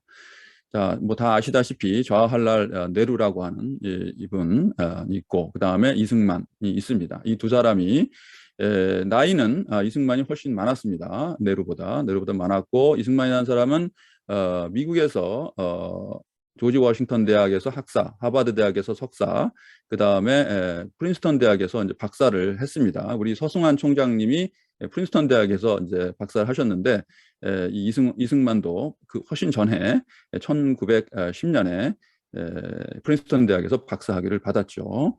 자, 이 두 사람이 독립국가의 정치 권력을 장악했다라고 하는 것이 이후에 이 독립국가의 운명에 많은 영향을 미쳤다라고 하는 것입니다. 자, 그 네루의 경우에 있어서는 민주적인 그런 권력을 이제 추구를 했죠. 그래서 1937년에 이미 인도 그러니까 영국의 지배하에 있을 때부터 지방에서 선거가 실시가 됩니다. 그래서 영국과의 어떠한 영국으로부터 독립을 해야 되지만 영국과 독립을 하기 위해서 일본하고 손을 잡았던 찬드라 보스와 같은 입장을 취한 것이 노선을 취한 것이 아니라 영국 제국과 타협하면서 영국 제국 하에서 선거를 치르고 그러면서 계속해서 독립 권력을 늘려나갔던 그러한 모습을 보여줍니다. 자, 여기서 이슬람 교도들, 무슬림들도 적극적으로 사실은 영국의 그 전쟁에 참전을 했습니다. 자, 그러니까 여기서 우리가 영국의 편에 서서 독립을 추구할 거냐 아니면 일본과 손을 잡고 독립을 추구할 거냐라고 하는 큰 노선 투쟁이 있었던 것이죠. 자, 그랬을 때 이 무슬림들이 먼저 영국의 편에 서서 영국군으로 참전을 하게 됩니다. 자, 그러니까 여기서 인도, 힌두, 시크교도들도 같이 참전을 하게 됐습니다. 자, 찬드라 보스가 이끌었던 인도 국민군의 숫자가 약 43,000명 됐습니다. 43,000명. 자, 그러니까 일본군하고 손을 잡았죠. 이 사람들은. 그것이 영국 제국과 싸우기 위한 중요한 길이라고 생각을 했습니다. 자, 그런데 만약 그 길로 갔더라면 역사는 완전히 바뀌었겠죠. 그러나 이 분들은 영국 제국, 비록 제국의 권력이지만 이쪽하고 손을 잡는 것이 맞다라고 생각했기 때문에 이 지도자들이 있었기 때문에 약 250만 명의 인도군이 영국군의 편에 섰습니다. 자, 이것이 제2차 세계대전의 전황을 바꿔놓는데 굉장히 중요한 역할을 했습니다. 일본이 인도까지 들어갔기 때문에 일본군이 거기서 만약에 인팔 전투 같은 곳에서 일본군이 승리를 했더라면 인도 전체가 어떻게 바뀔지 모르는 그러한 상황에서 2차 세계대전사를 바꾸는 중요한 결정을 사실은 했던 것이죠. 자, 그러니까 문제는 근데 1945년 이후입니다. 1945년 이후에 일본이 패전했고 일본가 손을 잡고 영국 제국주의와 맞서 싸워야 된다고 주장했던 이 사람들의 운명은 어떻게 됐냐는 것이죠. 바로 그 사람들은 사실은 이제 아까 보신 것처럼 1945년에 죽음을 맞이했습니다. 그 비행기 사고였습니다. 비행기 사고로 죽었는데 그 이후에 인도 국민군들은 계속 남아 있었죠. 인도 국민들은 국민군들 일본 편에 섰던 국민군들의 어떻게 할 것이냐는 문제가 있었는데 2021년 바로 올해에 저는 중요한 뉴스를 하나 봤습니다. 그건 뭐냐면 인도가 바로 아까 말씀드렸던 찬드라 보스의 생일을 기념일로 기념하기로 했다라고 하는 사실입니다. 그러니까 비록 일본 편에 서서 맞서 싸웠던 적이 되었지만 그 사람의 독립 정신은 우리가 기릴 필요가 있다라고 하는 선택을 한 것이죠. 그래서 미래를 위한 과거의 화해라고 하는 것을 우리가 볼 수 있지 않나 생각을 했습니다. 이승만의 그러한 그 방식, 이승만의 방식은 선거를 중시하는 것이었는데 이건 네루도 마찬가지죠. 네루와 이승만의 공통점은 역시 선거를 하는 것입니다. 그러니까 일당 독재 방식이 아니라 선거를 통해서 민주적인 독립을 추구한 것이죠. 그것이 공산당의 독립 방식하고 달랐던 것입니다. 자, 그래서 이승만과 네루가 똑같이 선거를 위한 그러한 그 독립을 추구를 했는데 여기서 중요한 역할을 했던 사람이 바로 한 인도 외교관입니다. 그 사람이 바로 KPS 메논이라고 하는 사람이죠. 인도에서 1948년에서 52년까지 인도 외무장관을 지냈습니다. 자, 이분은 흔히 크리시나 메논이라고 하는 분과 혼돈되는데 그분하고는 다른 분이죠. 그분은 이제 국방장관을 하신 분이고 외무장관을 한 KPS 메논입니다. 근데 이분이나 크리시나 메논이나 상당히 그러한 좌파에 대해서 포용적인 입장을 가지고 계셨어요. 그렇기 때문에 이 크리시나 메논도 크리시 메논이는 상당히 마르크시스트적인 그런 생각을 갖고 있었고 KPS 메논도 1979년에 레닌 평화상을 받았습니다. 자, 그런데 이 KPS 메논이라고 하는 분이 얼마나 중요한 역할을 했느냐라고 하는 것인데 바로 1948년에 UN 한국위원단의 의장으로서 이분이 한국이 선거, UN 감시하의 선거를 통해서 독립으로 가는 것이 맞다라고 하는 그러한 중요한 연설을 유엔에서 하게 됩니다. 자, 그 결과 1948년 5월 10일 총선거가 실시가 됐습니다. 여기서 이제 김구 계열은 이제 여기 참여하려 하지 않았죠. 자, 그것이 이제 큰 분기점이 됐습니다만 95%가 넘는 여태까지 대한민국 역사상 이와 같이 많은 투표율은 기록된 적이 없습니다. 앞으로도 아마 기록되지 않을 겁니다. 95% 이상의 투표율을 기록하면서 국회가 구성이 됐고 그 국회에서 헌법이 만들어져서 거기서 정부가 구성이 됐던 것입니다. 자, 이것이 1948년 8월 15일 우리가 대한민국 독립의 그 날을 기념하는 그 역사입니다. 자, 그런데 흥미로운 것은 이 네루와 이 이승만이 상당히 사이가 안 좋았다는 것입니다. 그래서 이것이 인도와 한국 간의 관계에 많은 영향을 미치게 됩니다. 자, 인도와는 어떠한 그 입장을 주로 한국에 대해서 특히 대한민국에 대해서 취했었냐면 주로 영국의 브리티시 커먼웰스 영연방의 외교 정책과 같은 노선을 걸었습니다. 45년 이후에. 자, 그런데 영연방이 지금 어떠한 그 입장을 갖고 보여주냐면 한 재미난 사례를 말씀드리면 롤스로이스, 영국의 유명한 회사죠. 롤스로이스의 새로운 엔진 25대를 소련에게 판매한 사건이 1946년에 있었습니다. 자, 이것이 소련의 미그 전투기의 엔진으로 활용이 됩니다. 그리고 그것이 바로 1950년 우리가 대한민국에서 6.25 전쟁이라고 하는 전쟁에서 나중에 소련 비행기가 참전을 하게 되는데 그때도 바로 이 미그기에 바로 장착이 되었던 엔진인 것이죠. 그래서 영국은 철저하게 홍콩 문제, 홍콩이 당시 아직 영국의 식민지였기 때문에 홍콩을 계속해서 영국의 식민지를 유지하는 한도 내에서 중국 공산당과 타협을 하려고 했고 그래서 1950년 1월에 가장 먼저 중국 공산당 정부를 인정하는 정책을 취했던 것입니다. 자, 이와 같은 영국의 그과 타협적으로 독립을 추구했던 네루의 입장에서는 바로 영국의 외교 노선과 같은 그러한 노선을 취하고 있었다라고 하는 것이죠. 자, 이것이 두 사람 사이에 굉장히 큰 갈등을 빚게 되었습니다.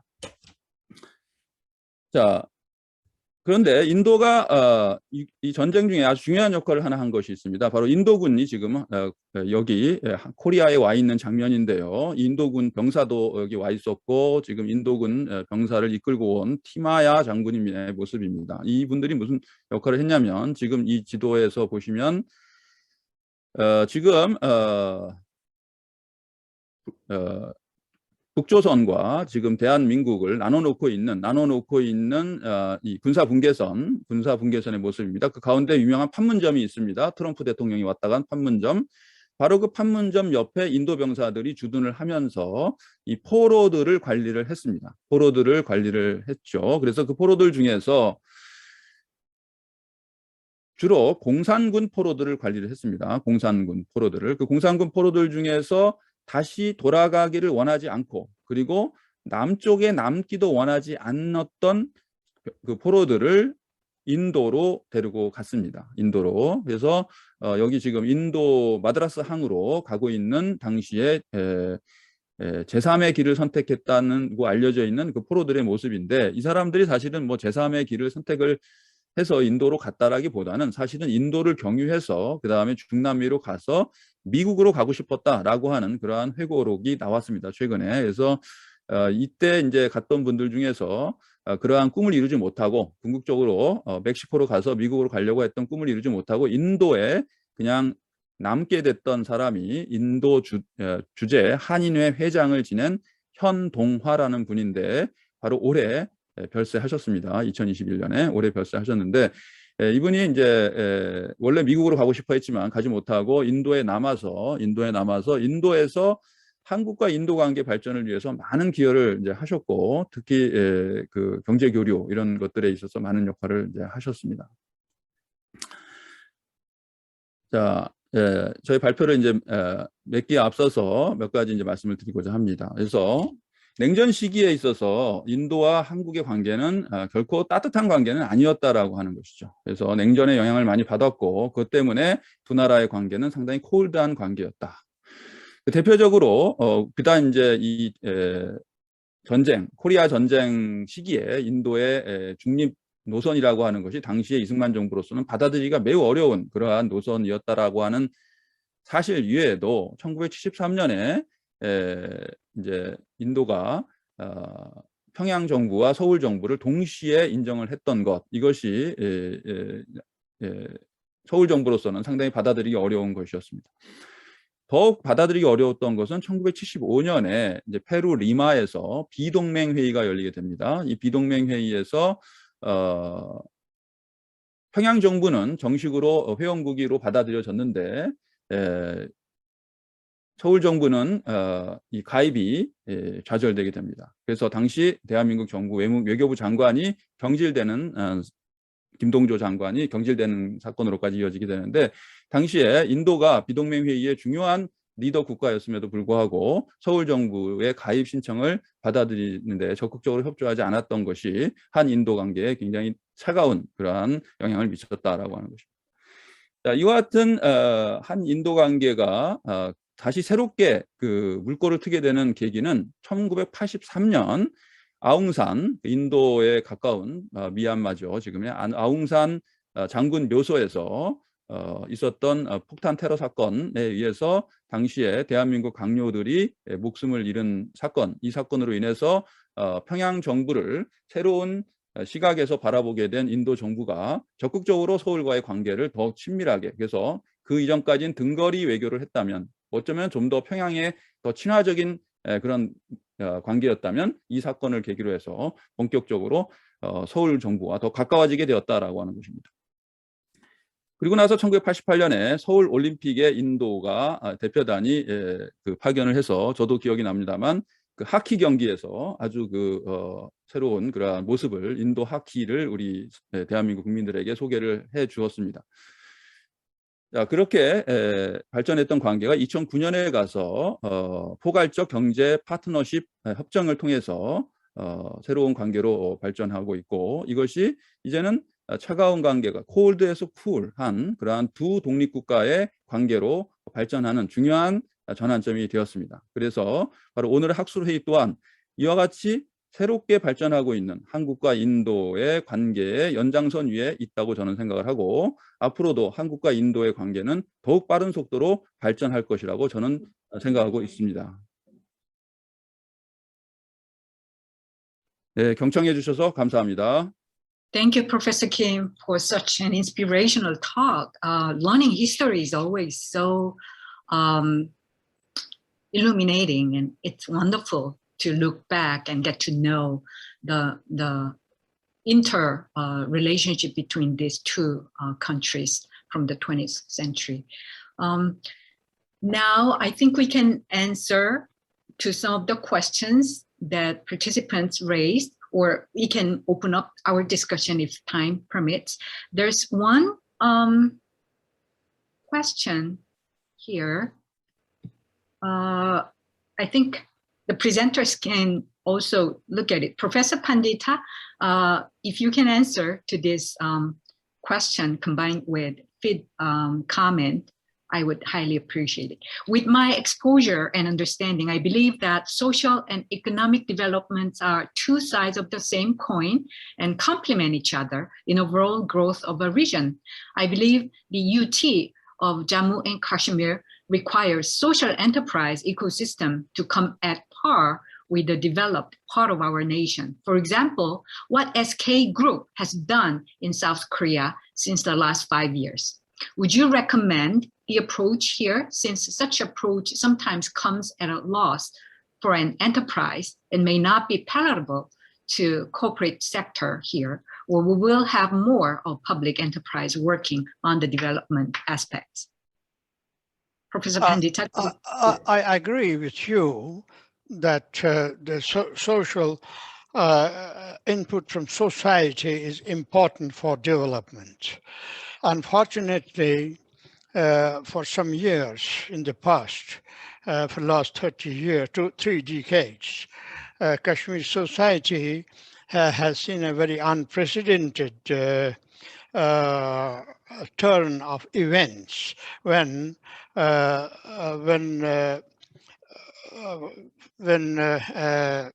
external forces have been trying to vitiate the atmosphere, social atmosphere in Kashmir. It traditionally known for its coexistence among various communities of different faiths and ideologies.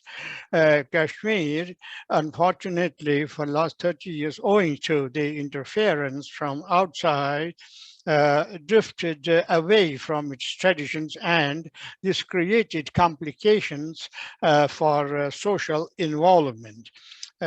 This has impacted the development, so the economic development, of course, well, I agree. But then in a democratic state like India, aberrations, social aberrations and ideological differences have to be resolved through debate and discussion. And the efforts have been floating on all possible platforms that an understanding should be created, and the misunderstandings that have been created should be removed, and the real picture should be placed before the people. Of course, our development in Kashmir was hindered by the aberrations to which the Kashmiris were not accustomed. Things, however, are coming back to normal now, gradually, and I hope that with the conditions that are prevailing now, there will be much improvement, and the area and the circumstances will favor the development of the valley and the people or Jammu and Ladakh. It is a democratic, democracy is a long process. It is not a shortcut, and the tolerance on the side of the government has no end. The government treats the people as its responsibility, and misguided people have to be brought back into the mainstream, into the main fold. Thank you, Professor Pandita. There's one question on Q&A section. One of the participants, Sri Vaishnavi Singh, wrote, how to get back the enthusiasm and faith in youth who were against the changes because of abrogation of Article 370. Any thoughts on this? Article 370 has not been understood by many people in its right perspective. People who have been criticizing the government for abrogating Article 370 never care to know what were the negative impact of Article 370 on the economic development of the people in Kashmir. You see, a short example, I'll give you a short example. According to the system that's prevailing, whenever any scheme is approved by the union government, by any department, any ministry, and it conveys to the state government that this is the scheme, this is the way you have to do, and this is the budget we are allocating you for this implementation of this scheme within this time frame. Now, the state governments, what they used to do, would accept the scheme, take the money, and start the scheme, whether they complete it or not. But when they were asked to submit the utilization certificate, to what extent the funds have been utilized, to what extent schemes have been completed, they never cared to give those utilization certificates. Now, how would any funding agency find satisfaction that the scheme has been rightly implemented? This is one of the causes why 370, because they would say 370. 370 has been a hurdle in the development of the people. This is what the people never try to understand, and the leaders never try to make them understand. Now, during the days of Sheikh Mohammed Abdullah, when he was, for the second time, when he was the chief minister, he appointed a commission comprising 3 ministers to look into what items have been thrust on the state against the Article 370.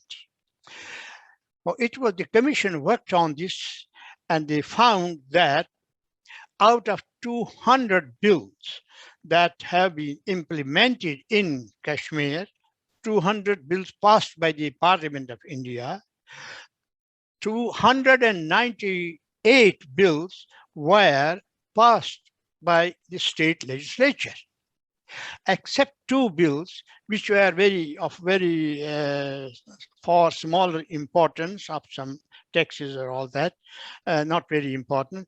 But when this was the report by the committee of 3 ministers appointed by the Sheikh Abdullah, by the chief minister himself, on reading the report, he put it in the cold store. He said, nothing doing. There's no illegality in it. So this is not brought to the public knowledge, the demerits of the Article 370. There are many, they should have been brought to the notice of the people. Thank you. Thank you, Professor Pandita. Since I don't see any raising hand or any questions, we do have Sri Singh. Please speak up. Yeah, good morning. So my question was, the question sir answered right now was mine only. So in that description, my question is related to how to convince or aware people of that reason that the changes have been made for good, that is for sure. But how to make them feel that this is for your progress only, this is progress for your community, for your country. How to make them feel this? That's my question. Okay, thank you, Sri Singh. We have another hand. Hello, thank you for giving me the chance. My name is Pooja, and my question is regarding the media narrative that we have of Kashmir. So we talk about happiness index on the global level, but we don't know what people of Kashmir actually feel. Do the parameters actually fit in of the happiness index that we have currently? So how can we change the media narrative, and what are the parameters on which we can gauge the happiness index of Kashmir? That's my question. That's such a big question about happiness. Professor Pandita, could you Yes, quickly answer in a couple of minutes? I didn't understand the second question. Can you please clarify the second question briefly? So we talk about the happiness index, and we say that the parameters are such that all the countries cannot be judged on those parameters. And according to my little understanding, I feel that we should have our own parameters of judging what happiness should look like. So we have a very bad media narrative of what Kashmir people are going through. I'm sure they have they lead a normal life. Some of them go to school as well. They go to colleges, they're studying. So how to change this narrative and how to gauge this kind of, if they're really, I know they've been into depression for a very long time. They have suffered a lot, but how can we change this? The first question. In a democracy, it's the responsibility of elected parliamentarians, lawmakers, to make people know the merits and demerits of certain legislation.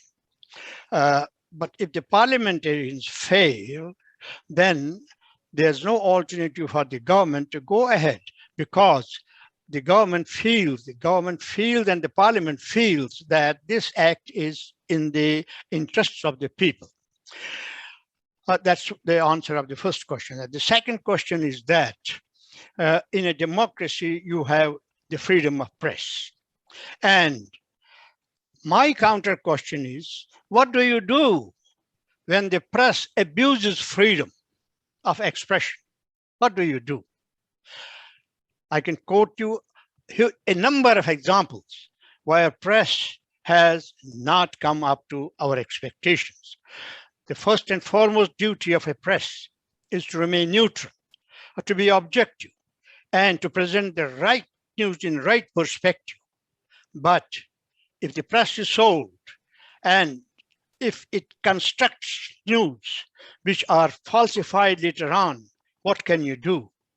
You cannot shoot them down, because in a democracy, he says, I have the freedom of expression. The question is of the sense of responsibility, the sense of patriotism and nationhood.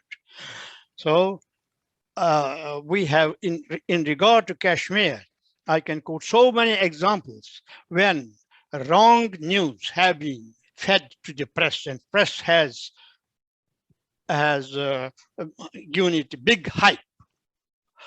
The cases of rape by army have been given a huge hype and rape. And when the army instituted a commission of inquiry, and when the civilian government, civilian institutions, NGOs instituted, they were proved false.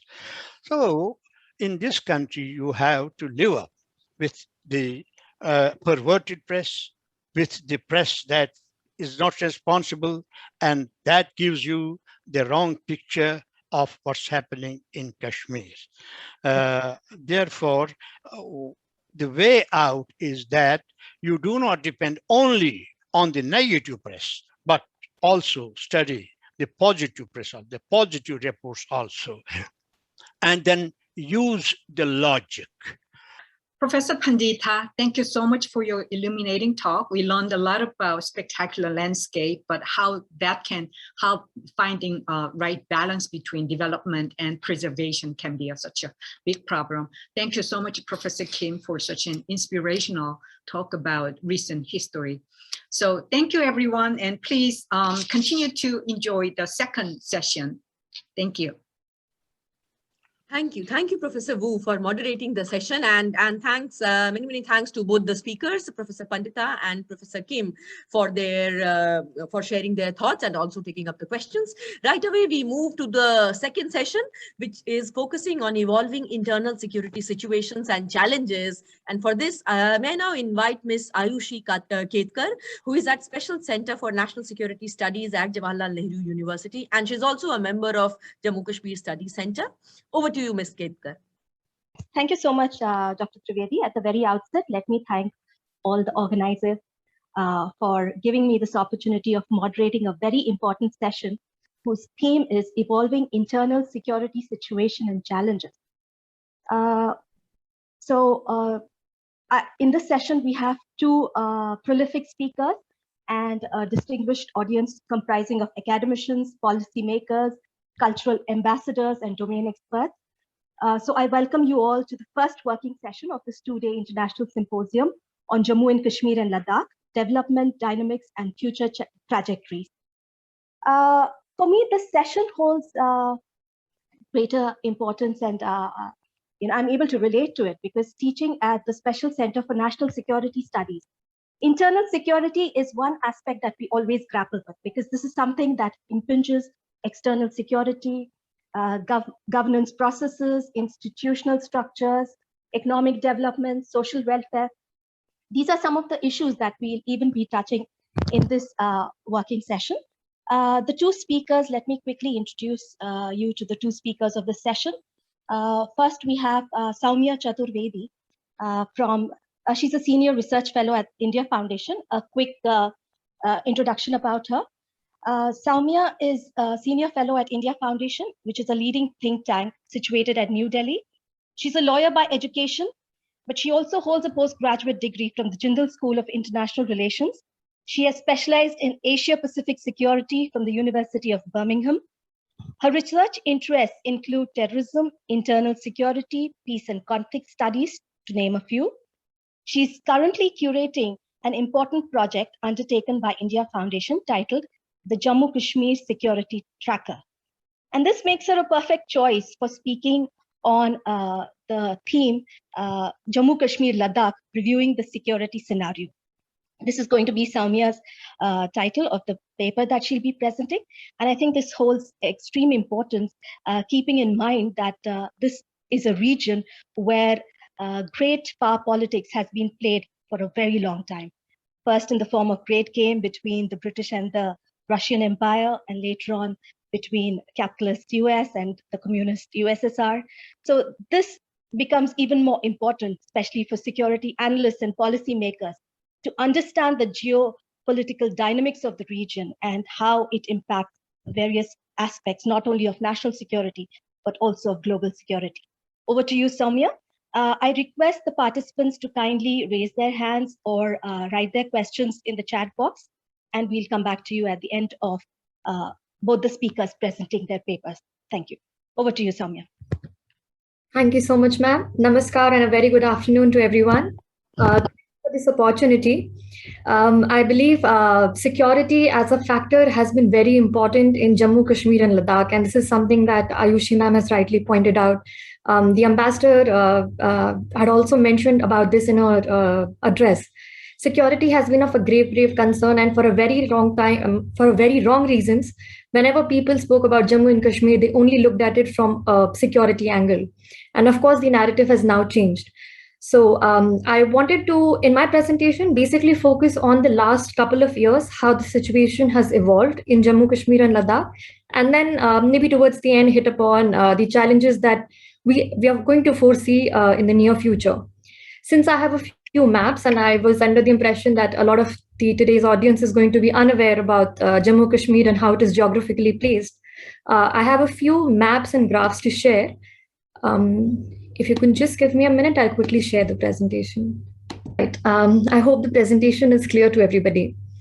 So a quick update on the historical background of the region. In fact, the recent history. In about 2019, August 2019, the Parliament of India passed a law by which the area of Jammu and Kashmir, the state of Jammu and Kashmir, was bifurcated into two different union territories or provinces, as most people understand. And there was a special status which was accorded to the erstwhile state, which was then abrogated. So if you can observe the orange area, the area that's colored in orange is essentially Jammu and Kashmir, and to the left of it is the Union Territory of Ladakh. Now, as a lot of people can understand, the area of erstwhile Jammu and Kashmir was surrounded by Pakistan, Afghanistan, and China, all three with whom India has shared very interesting relationship throughout its history. There have been a lot of rises and falls, and so the area becomes really complex. And this was rightly touched upon by Ayushi ma'am as well. So if I could take your attention to the first map on top of essentially the administered regions. Well, the whole of Jammu and Kashmir is and Ladakh is not essentially under the administrative control of India. There is a huge chunk of land which is occupied by Pakistan, which has been highlighted in a shade of green. Then, of course, the orange area shows the area that is under the administration of India. So India has administrative control over the entire land. This is parts of Jammu, Kashmir and Ladakh. The other end that you see, there's a mauve color, which is basically the Chinese occupied territory of India, which is called the Aksai Chin. Now, these maps are not for scaling purposes, but they give a fair picture about how the situation on ground is. How does the controlling and occupation of land looks like? Now, if you look at the map in one corner, which is about essentially the area which is claimed by Pakistan, well, apart from the area that's already under its control, Pakistan claims all of the land which is under the administration of India in Jammu, Kashmir and Ladakh. China, on the other hand, already has the control of the territory that it claims. So barring a few minor spaces, China largely controls the territory that it claims as well. An interesting observation is that there's no fight for territory occupation between China and Pakistan. It's essentially between India and Pakistan and India and China. Pakistan and China are very much in agreement on how they want Jammu, Kashmir and Ladakh to be divided amongst themselves. Now, coming to factors that determine the security challenge in the region, as our previous speaker also spoke about in some details, and of course the Honorable Ambassador Ma'am spoke about it. Historical developments. India and Pakistan, India and China have fought wars in Jammu and Kashmir and the Ladakh region. And I'm not talking about one war, but there have been multiple wars. So, of course, because it was to claim the territory, they still have, because these territories are still unsettled, Pakistan and China continue to claim furthermore land. So the tensions still are on a rise. Geography. Again, Professor Pandita very interestingly spoke about the strategic geography of Jammu, Kashmir and Ladakh. The area has a lot of mountains, resources, rivers. In fact, rivers that are a source of civilization to a huge population of not just India, but also Pakistan. So, of course, whoever holds the administers these regions or holds an occupation over these regions, they have a strategic vantage point. And hence, the geography also is very important in the security challenge matrix of Jammu, Kashmir and Ladakh. Third is interesting one, it's ideology. Now, as we all know, Jammu, Kashmir and Ladakh, all the three regions have a very interesting, unique socio-cultural ethos. The fabric is so unique that there are multiple ideologies which clash with each other, but they live in harmony as well. The problem arises when one takes it to the extreme. And there were such tendencies which were seen in Jammu and Kashmir when there were separatist ideas moving around. There was Islamic radicalism that was moving around. Waging jihad was an ideology again that was moving around. So these ideologies also pose very important challenges, and I'll be touching upon this towards the end of the presentation again.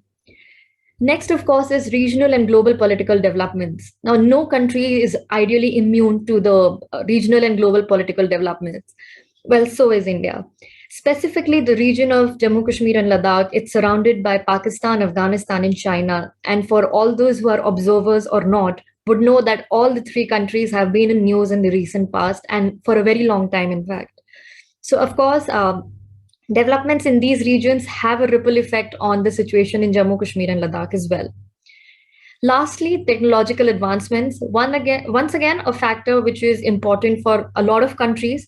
Very recently in Jammu, we saw a drone attack or a possible use of drone for an attack. And this was the first time that drones were used by non-state actors or possibly foreign actors to attack India and to attack a very critical infrastructure, in fact, an airport. And this was the first time that it was used for attacking and not just for surveillance purposes. So, of course, technological advancements pose a very important security challenge, largely in the globe as well, but also particularly in the region. And again, I'll be coming to this towards the end of my presentation. Now, coming to the most relevant actors.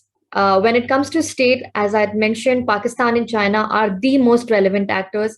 Despite the fact that India also shares borders with Afghanistan, I believe the most relevant actors at the moment to talk about is China and Pakistan.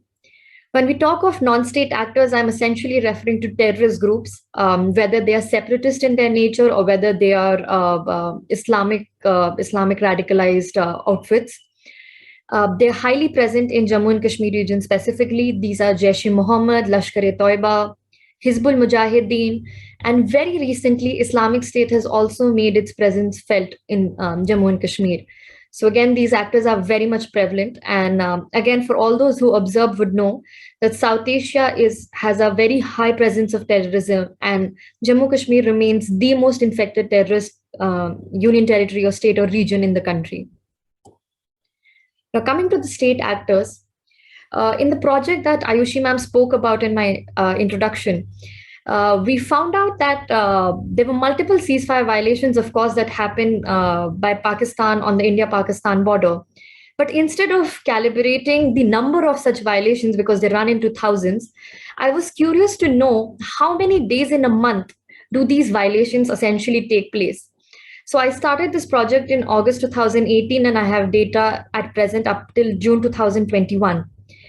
And what was interesting to see was that after a certain point in time, there have been unprecedented increase in ceasefire violations by Pakistan. Like I spoke about in the beginning about the decision of August 2019, about bifurcating the two territories and abrogating the special status. Pakistan, in response, made sure that there were unprovoked, massive, unprecedented ceasefire violations.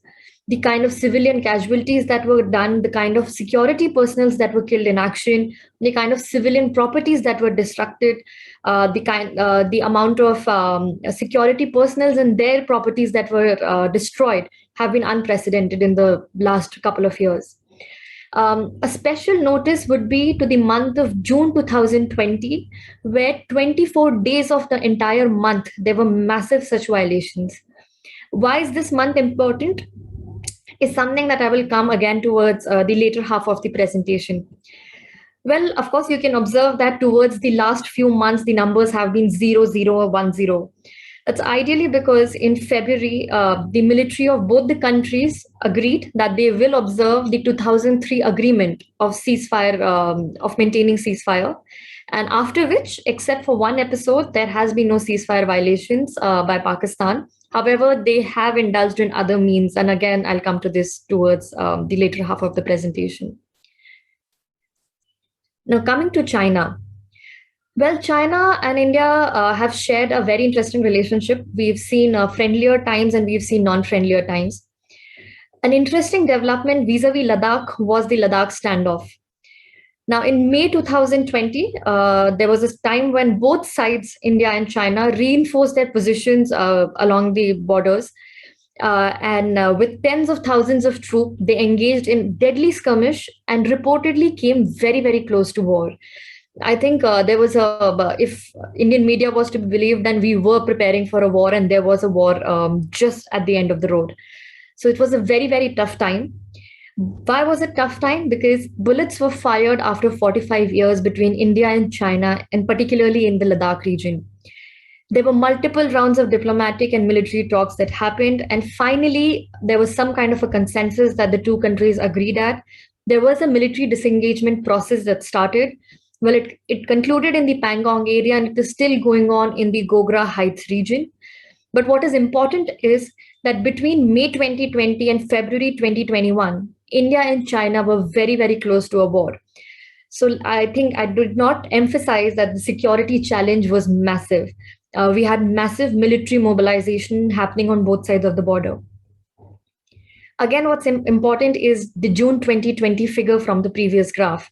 So you can imagine that in June 2020, when there were 24 days of ceasefire violations by Pakistan on one side of the border, a few hundred kilometers away, Indian security forces were also engaged with China in a near warlike situation.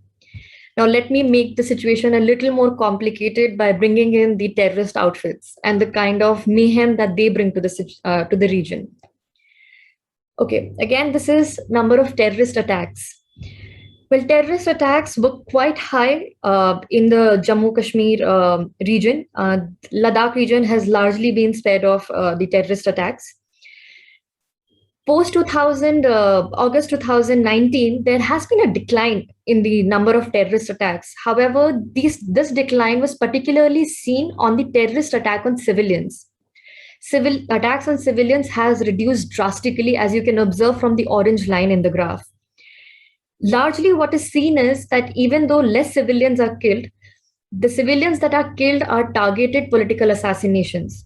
Either these people are the ones who are currently holding power because they recently won the ground elections, or these are people who were former politicians. So again, the agenda of the terrorist outfits is very, very clear. They want to engage in a situation where where peace and normalcy does not return to Jammu and Kashmir, because if it does, then they lose their grounds. The attacks on security personnel, on the other hand, has remained high, or rather, there's a status quo to that extent. However, these attacks are not massive attacks. These attacks are grenade attacks. These attacks are firing at Naka or at posts, as we call them Naka in India, but at checking posts or checking points where they just start firing and they move away. So there's not a lot of security personnel casualties that have happened despite the status quo in the attacks, which basically means that these attacks have been of a very small scale. Now, of course, barring couple of incidences in the last 3.5, 4 years, not major attacks have happened in India. Of course, there were the Uri attacks. Of course, there was the Pulwama attack and then the drone attack that happened. But largely, this area has become peaceful. For people who know the region well, they know that terrorism is on a decline in Jammu Kashmir region. Now, coming to the number of terrorists that were neutralized in encounter operations. Again, if you see, for people who understand statistics, they could see that there is a gradual decline in the number of terrorists that have been killed by the security forces, which basically means that the security forces have better intel now, better intelligence. So they know how and where are these terrorists placed. So it's easy for them to indulge in encounter operations. One of the biggest success of the Indian security forces has been that in the 1 year after the abrogation of the special status, there were 0 civilian collateral casualties in these encounter operations, which again goes on to signify how well planned these operations were. Again, an interesting figure here to note is the figure of June 2020, where 59 terrorists were neutralized. So going back, in the same month when Pakistan had massive ceasefire violations, India was engaged with China on the other side of the border. A huge consignment or contingent of the Indian security architecture was involved in neutralizing these terrorists. So you can imagine the strategic depth, the magnanimity of the Indian forces, where they could not be brought down because of different fragments. What's also interesting is to remember that we are also talking about a time when pandemic was at its peak. So of course, there were a lot of law and order situations which also had to be taken care by the Indian security forces. So you can just imagine how in all these 4 matrix, Indian security forces were involved, giving their best and still making sure that the Indian security architecture does not fall flat despite so many enemies on so many different fronts. Now, the next graph, this one is essentially of the number of terrorists arrested. And again, if you would see that after August 2019, there has been a massive surge in the number of terrorists arrested. What's important here is to know is, and to observe in fact, is that when more terrorists are arrested than killed, then basically we are trying to imply that Indian security forces have more people to interrogate, more people to build on their existing intelligence and to find out what more plans are in future. Now, of course, there have been direct results of this. In the last 8 to 10 months, many tunnels were unearthed, which were across the India-Pakistan border, which were used for illegal smuggling of drugs, weapons, arms, ammunition, and was also used by terrorists to enter Pakistan for training purposes and then come back and wage their jihad in India. So, of course, unearthing of all these tunnels is of very strategic importance because you're essentially reducing the pool of terrorists in India. Now, of course, this also meant that there were a lot of terrorist hideouts that were busted. So a lot of places where these people hide their arms and ammunitions were discovered. And this also made sure that major attacks were foiled way before than it could have happened. So this again talks about the preparedness, the maturity of the Indian security forces to make sure that they try and arrest more people instead of killing those terrorists, so that there's also a chance of rehabilitation of these terrorists. Now, of course, before I finish my presentation, it's important to know what are the challenges in the future. The first, of course, is the Taliban conundrum. What happens in Afghanistan will have a ripple effect on what happens in Kashmir.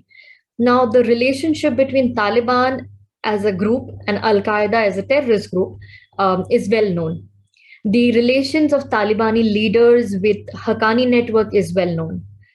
So whether or not Taliban accepts it in public or not, but a lot of terrorist outfits in India and abroad would consider Taliban coming to power as legitimacy given to their war or their jihad. So of course, there is a sense of confidence that has now come into all these terrorist outfits. Again, what's interesting to observe here is that Taliban may or may not say it publicly, or they may say that they'll continue having good relationships. They will make sure that they will not make Afghanistan land or soil be used against India. But what happens to these fragments who claim their legitimacy or legacy through the Talibani leadership? So of course, when Mosul was fallen flat, the recruits to Islamic State had increased tremendously. There is a suspicion that something like that may happen in India as well, where now with Taliban in power, a lot of terrorist outfits that claim or are connected in one way or the other with Al-Qaeda will now see a kind of surge in recruits. Second, of course, challenge is that of the China-India diplomatic ties. As I mentioned it before, India and China are not all-weather friends. We have seen our own rises and falls.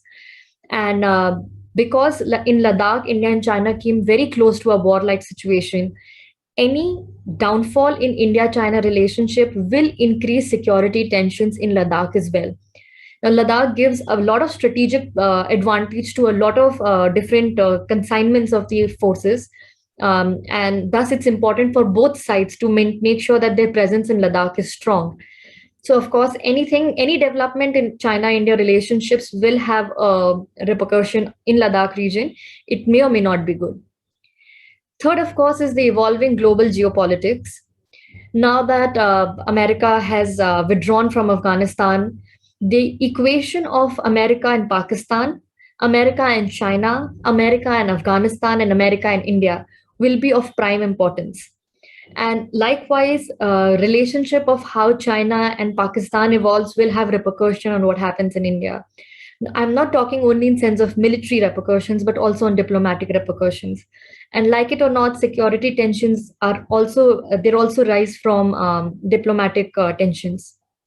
So, well, that point. Lastly, coming to technological and warfare advancements. Well, I of course spoke about the drones.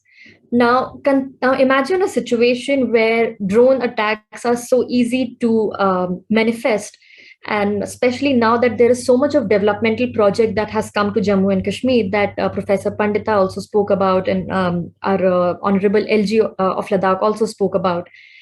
What happens to the security of such critical state infrastructures if drones attack become everyday thing? So, of course, drones possess a very, very important security challenge in the times to come. Another facet of technological development is that of 3D printing. Now, of course, on social media, we see a lot of these very interesting, innovative videos of art being curated through 3D printing. But what happens when arms and ammunitions can be created through 3D printing? Then you do not even need borders to supply this. All you need is a 3D printer and somebody with a good mind to create these weapons and give it off very easily. So, of course, they possess a very strong security challenge, not just to India, but to the world at large as well. Next, of course, is biological weapons. Biological weapons, whether terrorists have a hand on it or not yet, is something that is still being researched upon. But what happens if something like that enters India and the terrorist outfits in India? Well, it will be a massive security challenge for the region, for the people within the country and abroad. So I think technological and warfare advancements is something that only the globe can collectively address. Like-minded countries have to come together, invest a lot more on research and development, and make sure that we are prepared with it, and we do not have to give knee-jerk reactions to technological advancements. So with that, I come to an end with my presentation. I hope I have given a fair summary of the situation and the challenges that lie ahead in the future. And I'll be more than happy to engage in the question and answers if the audience has any. Thank you.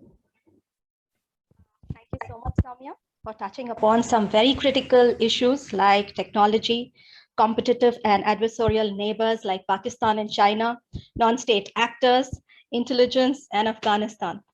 And not to forget for that wonderful presentation. I guess empirical evidence is much more important than just plain speak. So for that very technologically driven, statistically backed up presentation, thank you so much for it. I'm sure there are some questions which are already coming up, and there'll be many more. And we'll get back to you in the question and answer session. For now, we have the next speaker, who is Professor Jae-Sung Choi. I hope I've pronounced that right, Professor. Professor Choi is a professor at the Department of Social Welfare at Yonsei University, Seoul. He has received his doctorate in social welfare from the University of California, Berkeley. His research interests include social service planning and evaluation, nonprofit management, older adult issues, and long-term care. He is currently the chair of the Advisory Committee of Korea National Food Bank. He has also been the former director of National Social Welfare Project, the former dean of the School of Social Welfare, and the former president of the Academy of Social Welfare Administration, Korea. I think he's got a very vast experience of grassroots realities when it comes to economic development and social welfare. And that's precisely what he'll be speaking about. The title of his paper is Economic Success versus Social Welfare, a Case of Korea. Over to you, Professor Choi. All right. Let me share my screen first. I'd like to talk about Korean social security. Is another security issue. Earlier, presenter talked about national security issues, but not. In my case, my talk is a different kind of security issue: social security and social welfare. First of all, I'd like to say this is a great honor to me to have a chance this kind of presentation with Indian professionals and scholars. My topic is about economic success and social welfare. The question is, what's the relationship between economic success and social welfare? Usually, many people say we have to make a big investment on economic development rather than social investment for earlier stage of national development. In case of Korea, my talk is this issue is not easy. This is not a kind of a choice of either option. The conclusion is my conclusion is we have to consider both sides, just like two sides of a coin or two wheels of a wagon. We need both wheels. We look at both sides of coin. This is my conclusion. My topic, I like to, this is the contents of my presentation. First of all, first part is two sides of Korea. I like to explain two sides of Korea, and then talk about economic success and economic crisis and welfare. And next, I'll talk Korean social welfare, or what it is. And then we'll talk about history of social welfare. Then finally, we'll talk about some changes and challenges and tasks and about the future issues. Let's see, this graphic is very familiar with you. This is an image or a symbol of current Korea. The Samsung smart mobile phone and the Hyundai automobile and Hyundai heavy industries, huge ships. These global companies are all from Korea. As you know, Korea just has a small size of population and then very small land. And even Korean Peninsula is divided into north and south. But Korea made these kind of global companies and make a big economic success in a short period. So we can ask a question, this kind of success is really a miracle. And another case is Korean popular music, K-pop, BTS, the world famous youth musicians, and also K-food is very popular in global society. BTS, K-pop, and Samsung, Hyundai models, they're all a glory of Korea. But the other side, we have okay, this is another issue, another case of Korea. Coping to COVID-19, Korea introduced drive-through screening station first in the world. It was March of 2020. Last year, early of COVID-19, Korea firstly introduced drive-through screening station. So many countries admire this kind of experience. And let's look at Korean economic success. This graph shows since 1970 to 2008, until recently, how Korean economy performed economically great. The yellow line on top is South Korea. Look at left bottom on 70, the South Korea's GDP per capita is very low, lowest of compared countries. But recently is really a highest. The red line is a case of Brazil, and the black line is Argentina. And left side on about 10,000 dotted line, this is a case of Mexico. And on the bottom, Egypt and Philippines are located. So during over 30 or 40 years, less of 40 years, South Korea really made a great success, just like as a miracle.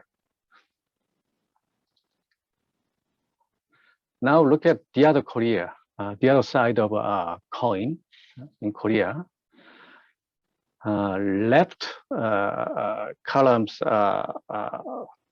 current political social statistics, and right column shows the position of Korea among compared countries. The number one is a suicide rate per 100,000. This is 11.5 for OECD average. OECD member countries average 11.5, but Korea 24.7, really 2 times higher compared to that of OECD member countries average. So very serious issue in Korea. And look at suicide more in detail. Suicide of the elderly, 65 years old and over, is more serious. 18.8 for OECD member countries in average. But in Korea, 58.6, really 3 times higher. So in Korean society, critical issue, serious problem is suicide issue. Third, children's well-being index. Earlier session, somebody talked about happiness. This is about children's happiness, well-being. Internationally, current Korean status is 34th out of 35 OECD countries. So lowest group. Korean society really belong to lowest group regarding children's well-being, children's happiness. Number 4 is birth rate. Korean people do not produce a baby anymore. This is another serious issue.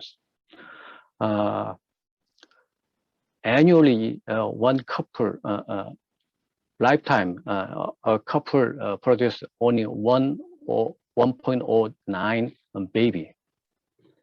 At least they have to produce 2 babies per couple, but they produce only 1.08. This statistic keep maintaining for decades. So this is a long time issue in Korea. So Korean population is decreasing now. So this status is globally 226 over 227 countries, really lowest and lowest status. So this is downsizing population is another Korean critical and serious issue. And next is a social conflict index. International comparison shows 3rd highest in 30 OECD member countries. So Korean society shows very high social conflicts. The last one is a corruption perceptions index. Again, 23rd of 37 OECD countries.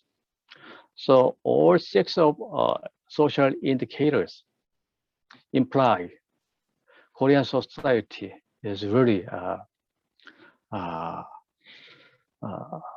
to expect the future. So this is Korea now. Now look at Korean further regarding poverty issues. As you know, earlier we mentioned Korean War happened in 1950 to 1953. This is a photo of a Korean War. Just look similar to current Afghanistan or somewhere. Then Korean society made a great escape from poverty. 1950, there were a Korean War. And at that time, extremely poor, and many people under the extreme poverty. 1963, annual income per person was only $100 in 1963. But 1977, it increased 1,000 US dollar. In 1995, it increased 10,000 US dollar.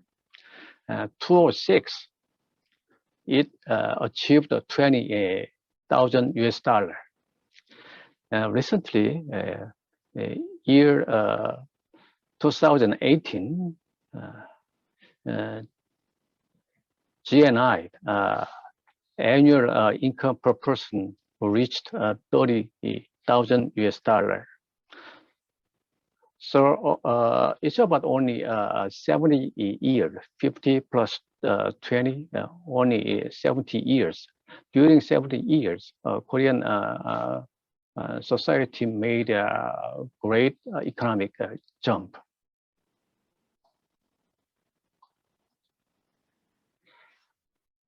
This is about social disaster and social conflict in Korea. Left picture is a ferry capsized about 8 years ago. Over 300 people died in that accident. Most of them were high school students. It was a shock to Korean society. Right side picture is political corruption and candlelight vigil. You may watch this scene from CNN or somewhere. It happened 2016. This picture shows. This picture is a symbol of a Korean conflict, Korean society. Yeah. So my research question is, what is the relationship between economic success and social welfare during social change? The second is a welfare affect economic success or the other. The rest, future prospect for Korean social welfare. The next picture, economic success, crisis, and welfare. Top of the line is GDP, gross domestic product. The middle orange line is gross national income, which means personal annual income per person. Then the bottom gray line is social welfare expenditure. So the bottom line shows Korean society, how much they spend for social welfare expenditure is a gray line. It started 1990, left bottom, then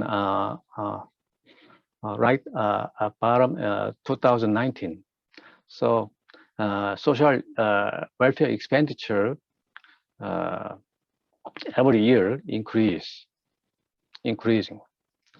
Then the top line, blue line, GDP line, also increasing dramatically, and personal income line, orange line, also following the GDP line.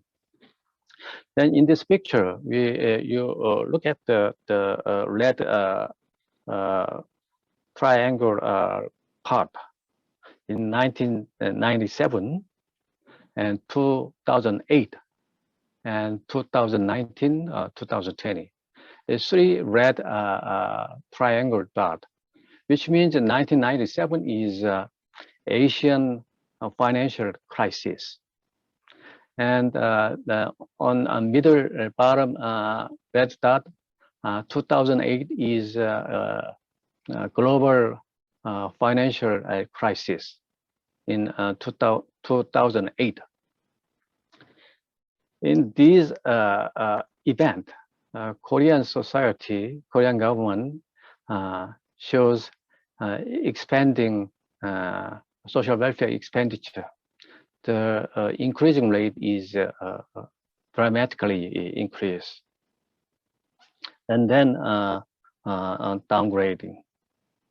Then in the same period, the economic growth, GDP, GNI, increasing and downgrading because of Asian financial crisis economic status development is downgrading.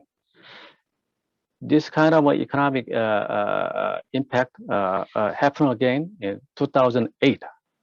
So 2008 global financial crisis, Korean economic growing until financial crisis.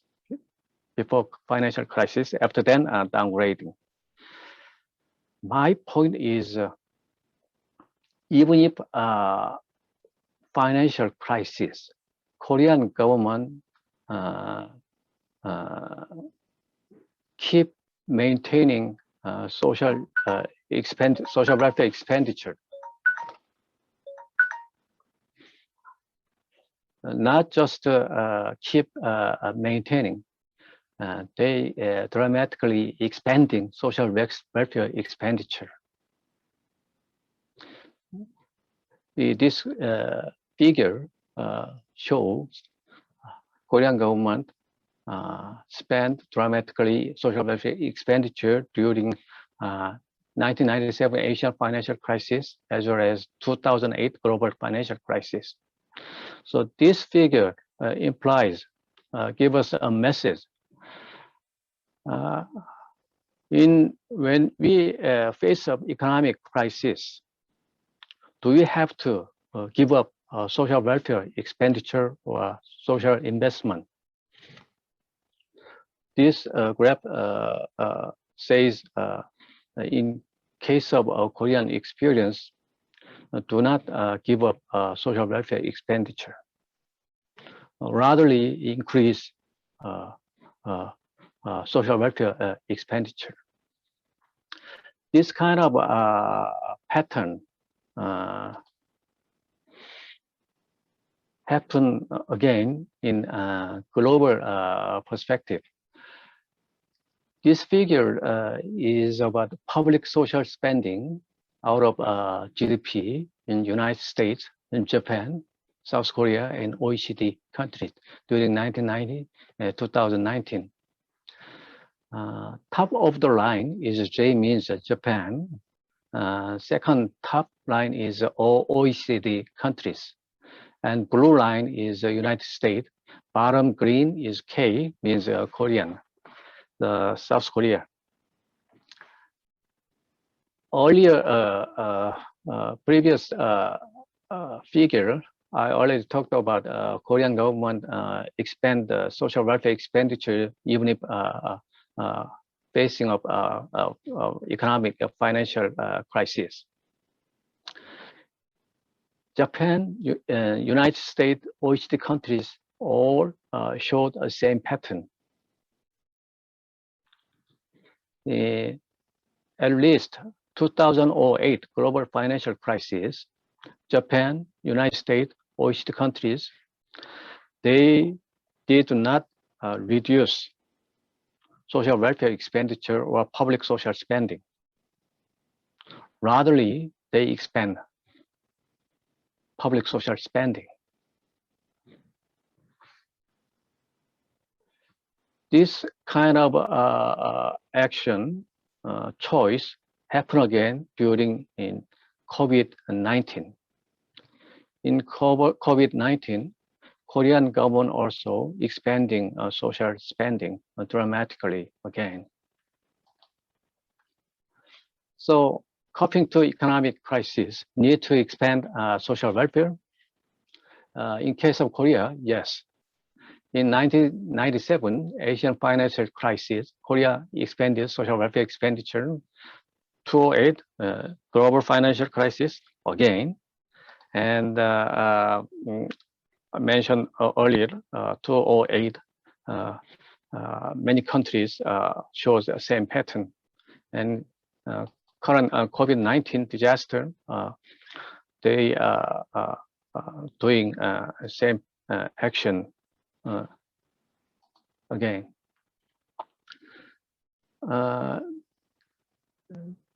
This slide shows relevant researches. So the Sakamoto 2020 analyzed 17 countries to find out if social investment produces economic growth and productivity, and improved positive relationship. Social investment includes spending for single parent, child, student, and unemployed person, etc. And Kim on 2020, same kind of research result.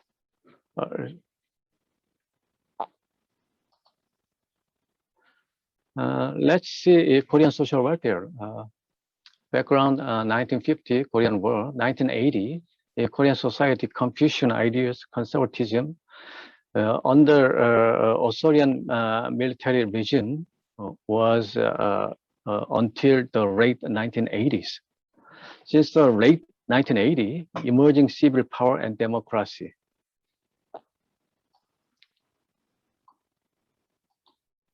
And two major tasks in social welfare in Korea. One is the national pension system. The other is national health insurance. For most developing countries as well as developed countries, two major issues in social security, social welfare. One is national pension, the other is health insurance. This is true, again, in Korea. And theoretically, social welfare, history, cultural experience, social values, they are major factors theoretically. And what is the style of South Korea in welfare? South Korean welfare system influenced from US and Europe. And we evaluate our social welfare system is somewhat balanced, but still not enough to guarantee the right to minimum standard of living. And another social factors affecting social welfare system, civil society, ICT, aged population, low birth rate, North Korean defectors, unemployment with low economic growth, migrant workers, women's rights, all issues affecting social welfare system. And this is a welfare scope of social welfare: income maintenance, health security, education, housing, etc. And public sector, social insurance, public assistance, and public-private, residential care, community-based social service centers.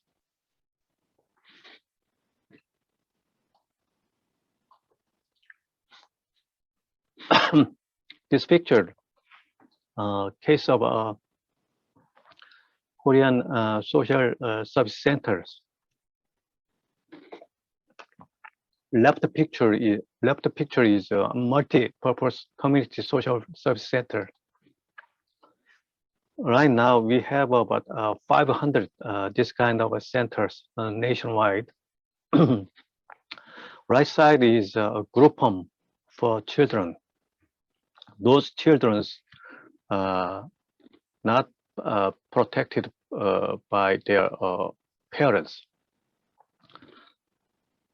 So 7 or 8 children living together in a room with a guiding teacher or guiding social worker.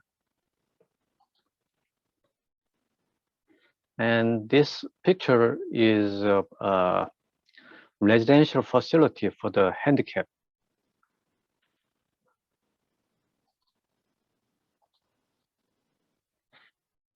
And look at some history of social welfare in Korea.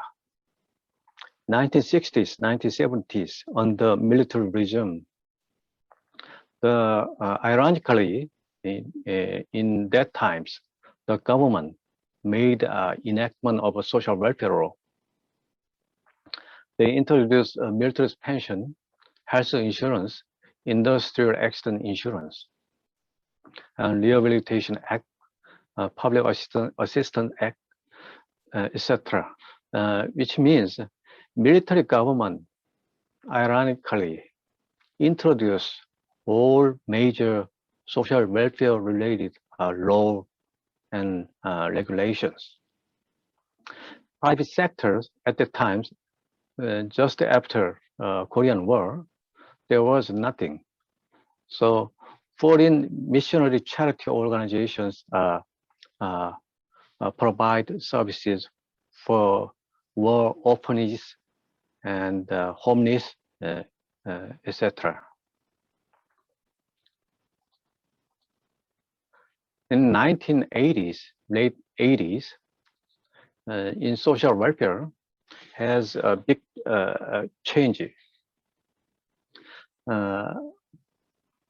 Due to Seoul Olympic Games of 1988, that event was really a symbolic, historic event for Korea. Korean government made social development dramatically. They expand nominal social insurance programs. So nationwide expansion of national pension service and national health insurance. Before that, national pension and health insurance was regionally operated. But in 1988, Seoul Olympic Games,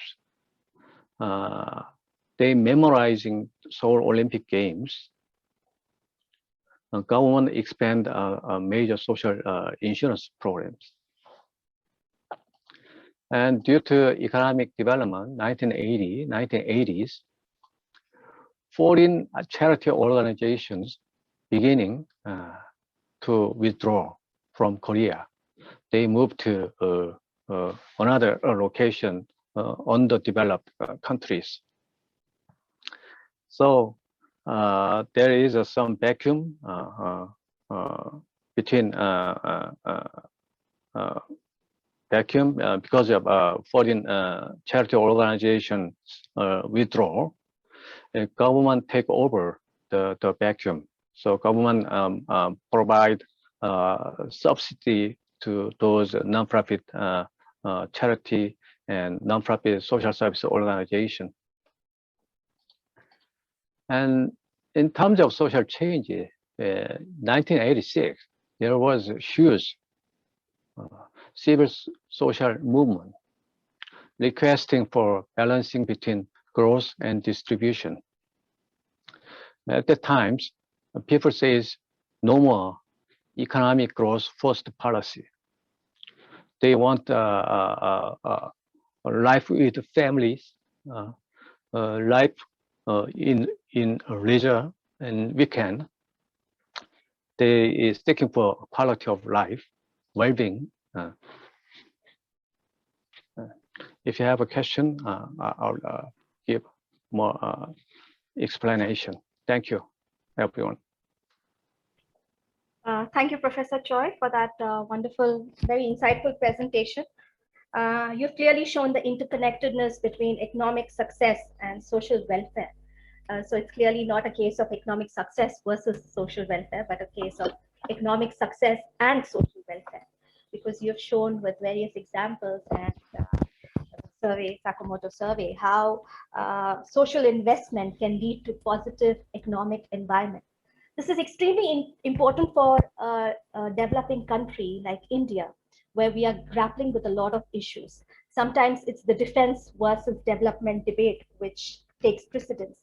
And we know by now it's very clear it cannot be defense versus development. It has to be defense and development together. And that's what our Prime Minister Modi is trying to do through various initiatives, especially the most recent one, the Atmanirbhar Bharat, where he's trying to ensure that a lot of youth, especially with India, where we have the demographic dividend, a lot of young skilled workers, how they can contribute to nation building and securing the country in not just military terms, but economic and other aspects as well. One of the very interesting points that you've mentioned is about suicide rates, especially among the elderly. And this is an issue which brings a lot of new dimensions to the concept of security, like mental health. Till now, these were considered outside the purview of security, which was more of a hard power aspects. Now, by bringing in this suicide rate, social conflict, birth rate, these are all issues that are important indicators and parameters in the entire debate and the security paradigm as we discussed.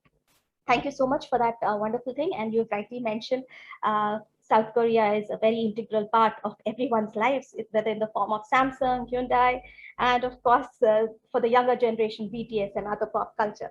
Thank you so much for that. With that, we open the floor for question and answers. There's one from Pooja.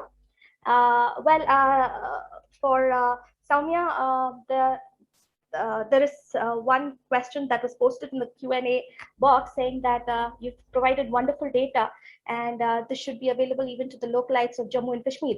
Well, let me very clearly mention right away that Jammu Kashmir Tracker is an open platform and the information given there is available to all and sundry.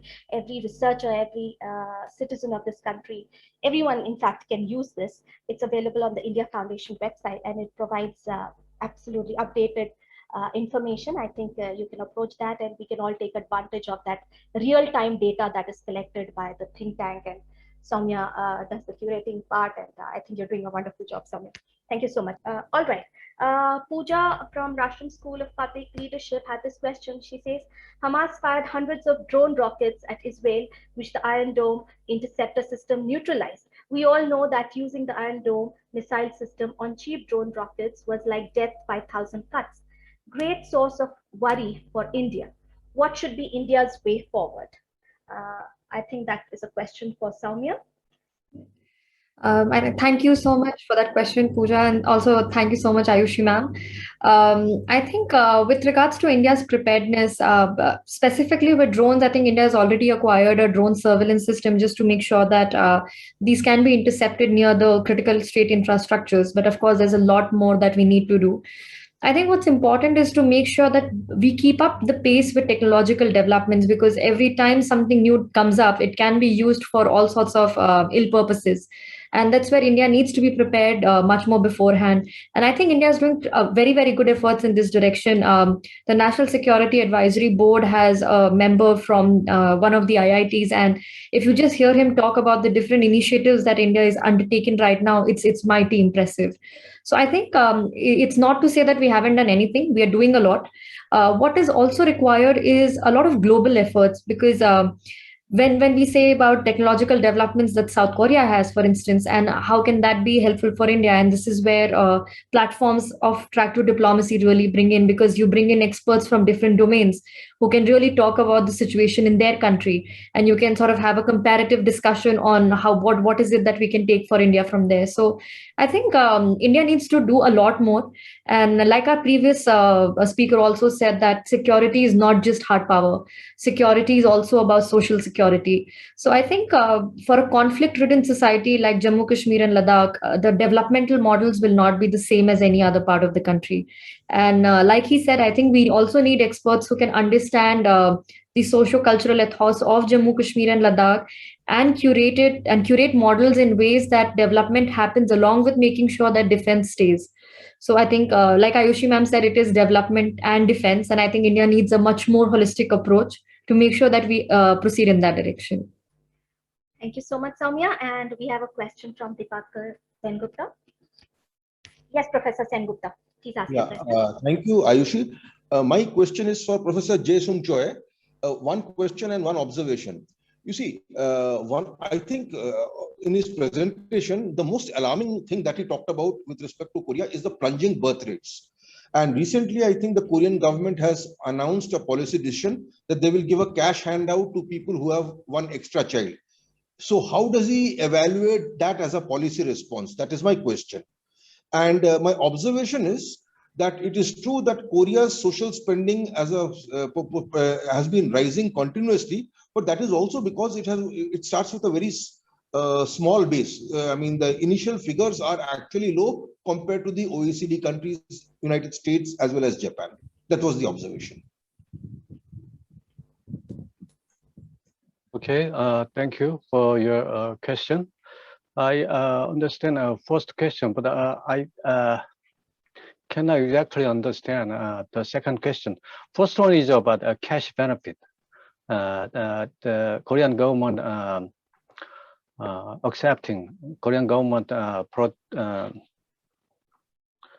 developing diverse, more cash benefit programs more than ever. For instance, basic income is a case.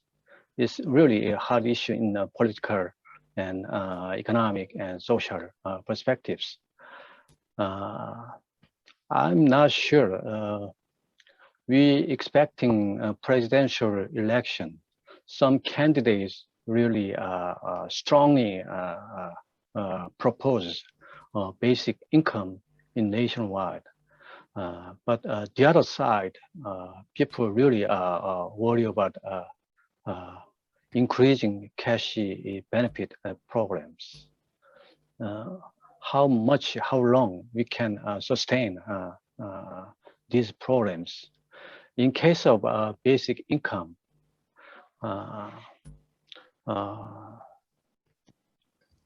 in positive perspectives, during low employment rate, low economic growth, and really hard to get a job in job market, then government provide a basic income is the best choice.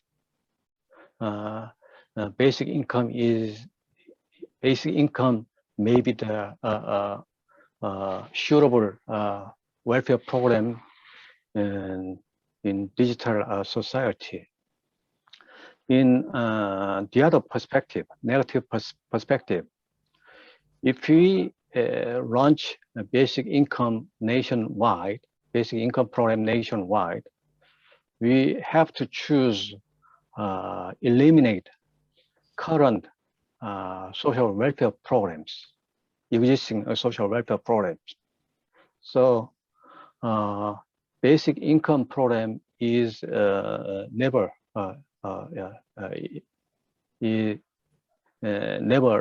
easy to adopt. So I'm not sure. I think because of political interest, some politician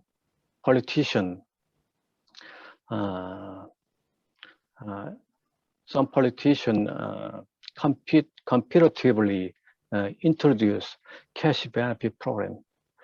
People criticize they buying voters with money in cash. So in my perspective, the increasing cash benefit program is not a good choice for Korean society in mid and long term. I'm sorry, what was the second question? The second question was, Korea's social sector spending has been rising, but it starts from a very low base. If you look at the proportion of social spending to total GDP where Korea is concerned, it is still much lower than, say, Japan and other OECD countries. So while yours is rising, it is rising from a small base. Others, they're falling from a high base. That is the only observation that I had. It was not a question, it's an observation.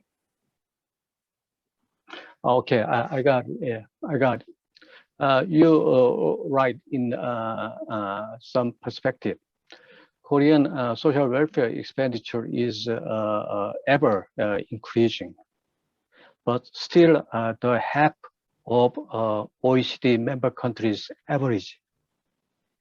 But the speed, increasing rate is really faster than any other countries, including OECD member countries.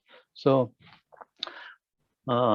scholars, policymakers are expecting Korean social welfare expenditure keep increasing because of the population is aged population, increase of aged population, the expenditure will increase.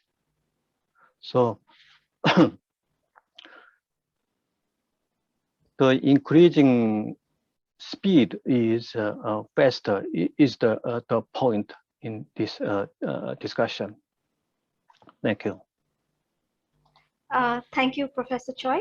Well, by the way, Professor Sengupta is a scholar of economics. So those minute observations, thank you so much, Professor Sengupta, as well. I think we're left with some more time. And if you don't have any questions, might be just to, might be observations or questions to each of the speaker. Soumya, you have recently penned a wonderful article along with Captain Alok Bansal, speaking about the developments in Afghanistan and how India will have to decide how it's going to tackle, whether it's going to fight Taliban in Kabul or the Wagah border or Srinagar. I think that was a very, very impactful point that you've made there. And how do you think the recent developments in Afghanistan is going to impact the internal security of Jammu Kashmir, Ladakh? And with that, I would also want you to probably comment about the radical Islam, the growing radical Islam, how it's impacting the polity and demography of Jammu Kashmir, Ladakh. Because I think these are two important factors that are going to affect the overall security scenario in Jammu Kashmir, Ladakh. And to Professor Choi, Professor, despite the economic growth, you see South Korea has been one of the Asian tigers, and despite all the economic growth, which is absolutely commendable, keeping in mind that South Korea has also received independence about the same time, probably, I mean, it's a year later to India. So the kind of economical and technological growth that you've had is absolutely impressive and something that India would want to emulate. So, but despite this technological growth and economic development, you see the mental health issues that you're grappling with are of a serious nature. So do you think that other than just focusing on economics, there are other aspects also which need to be brought about into the entire dynamics of human wellness? Might be spirituality or religion, or might be some other alternative models of human welfare and wellness. Do you think that is also going to be important when we are discussing security and growth and all those aspects? So probably you can comment on that. Yes, Soumya and Professor Choi. Right. So thank you so much, ma'am, for that question and those kind words. I think what a lot of people tend to forget is that the existence of Taliban was for pure, sheer ideological reasons. When Taliban was formed, what they wanted was an all-out Islamic society, a caliphate of sort, which now they call emirate. But what they wanted essentially was a land where there are no foreigners and they can follow the Sharia law from T to T.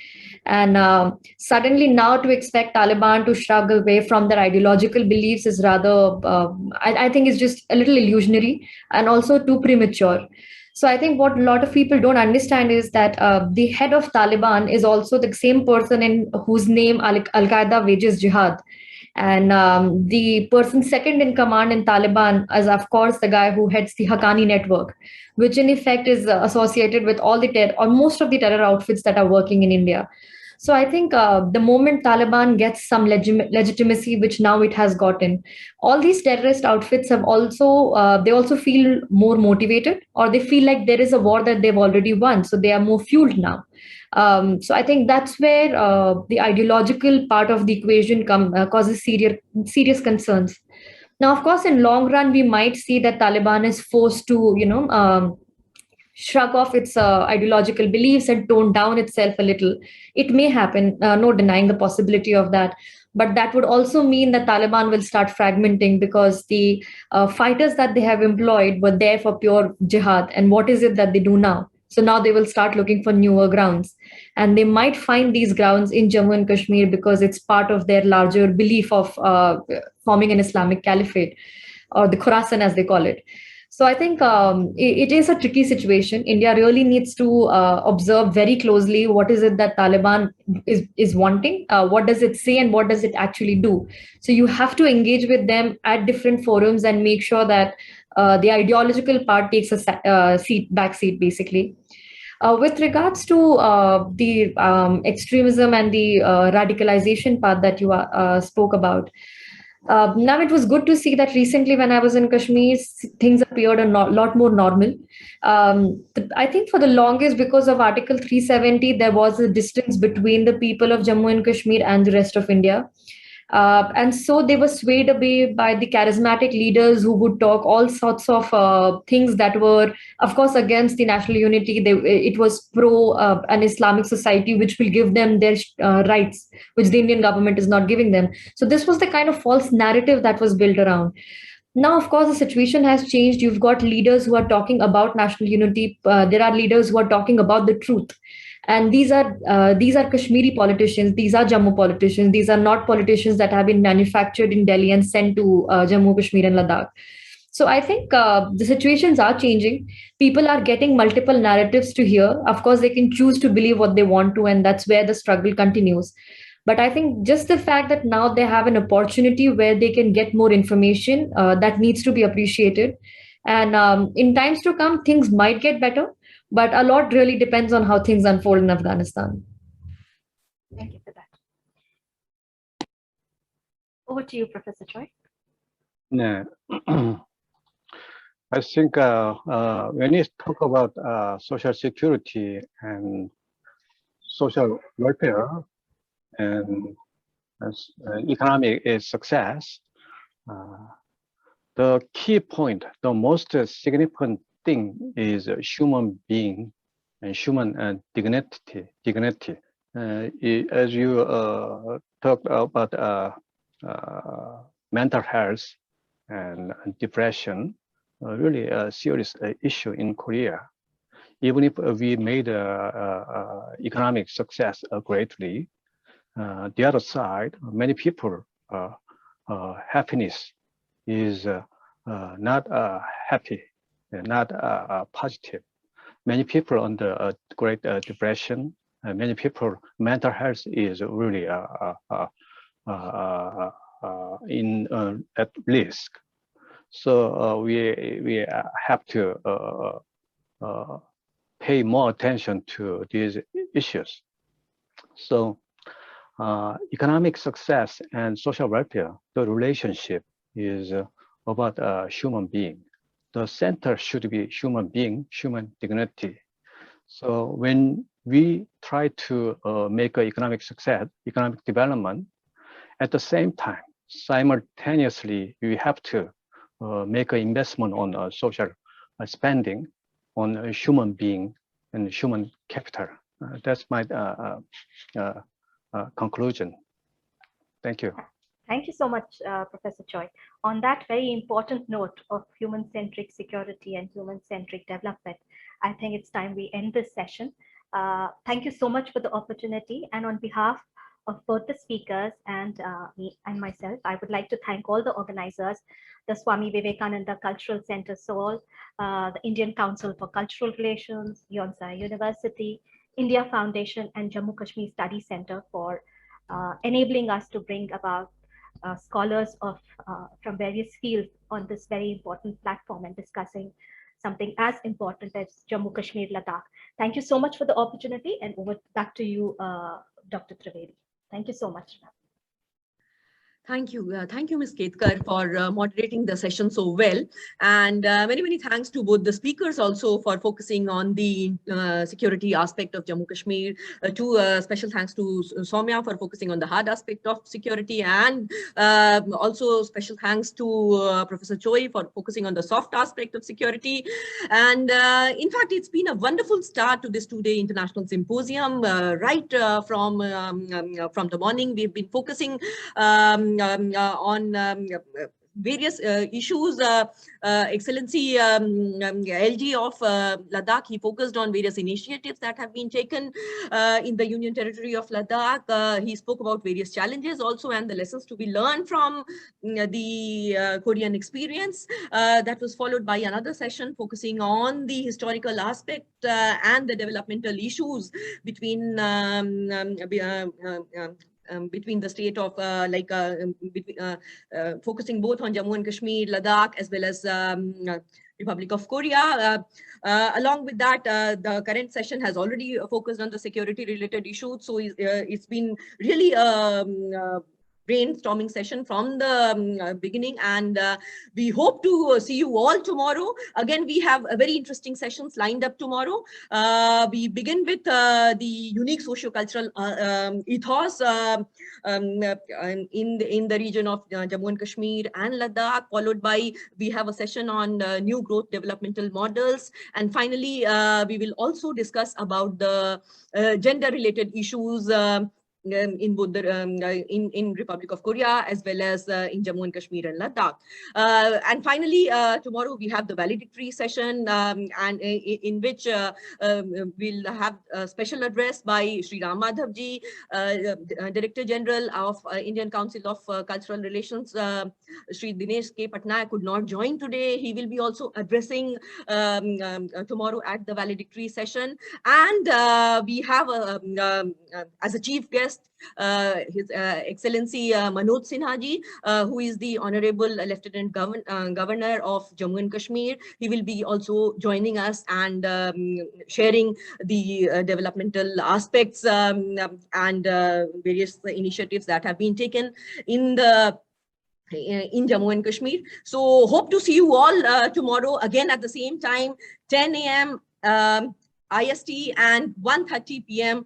KST. And friends, the proceedings of today's symposium is all on our social media handles. For those who have missed any aspect, any part of the session, you may go back to the session for any future reference of time.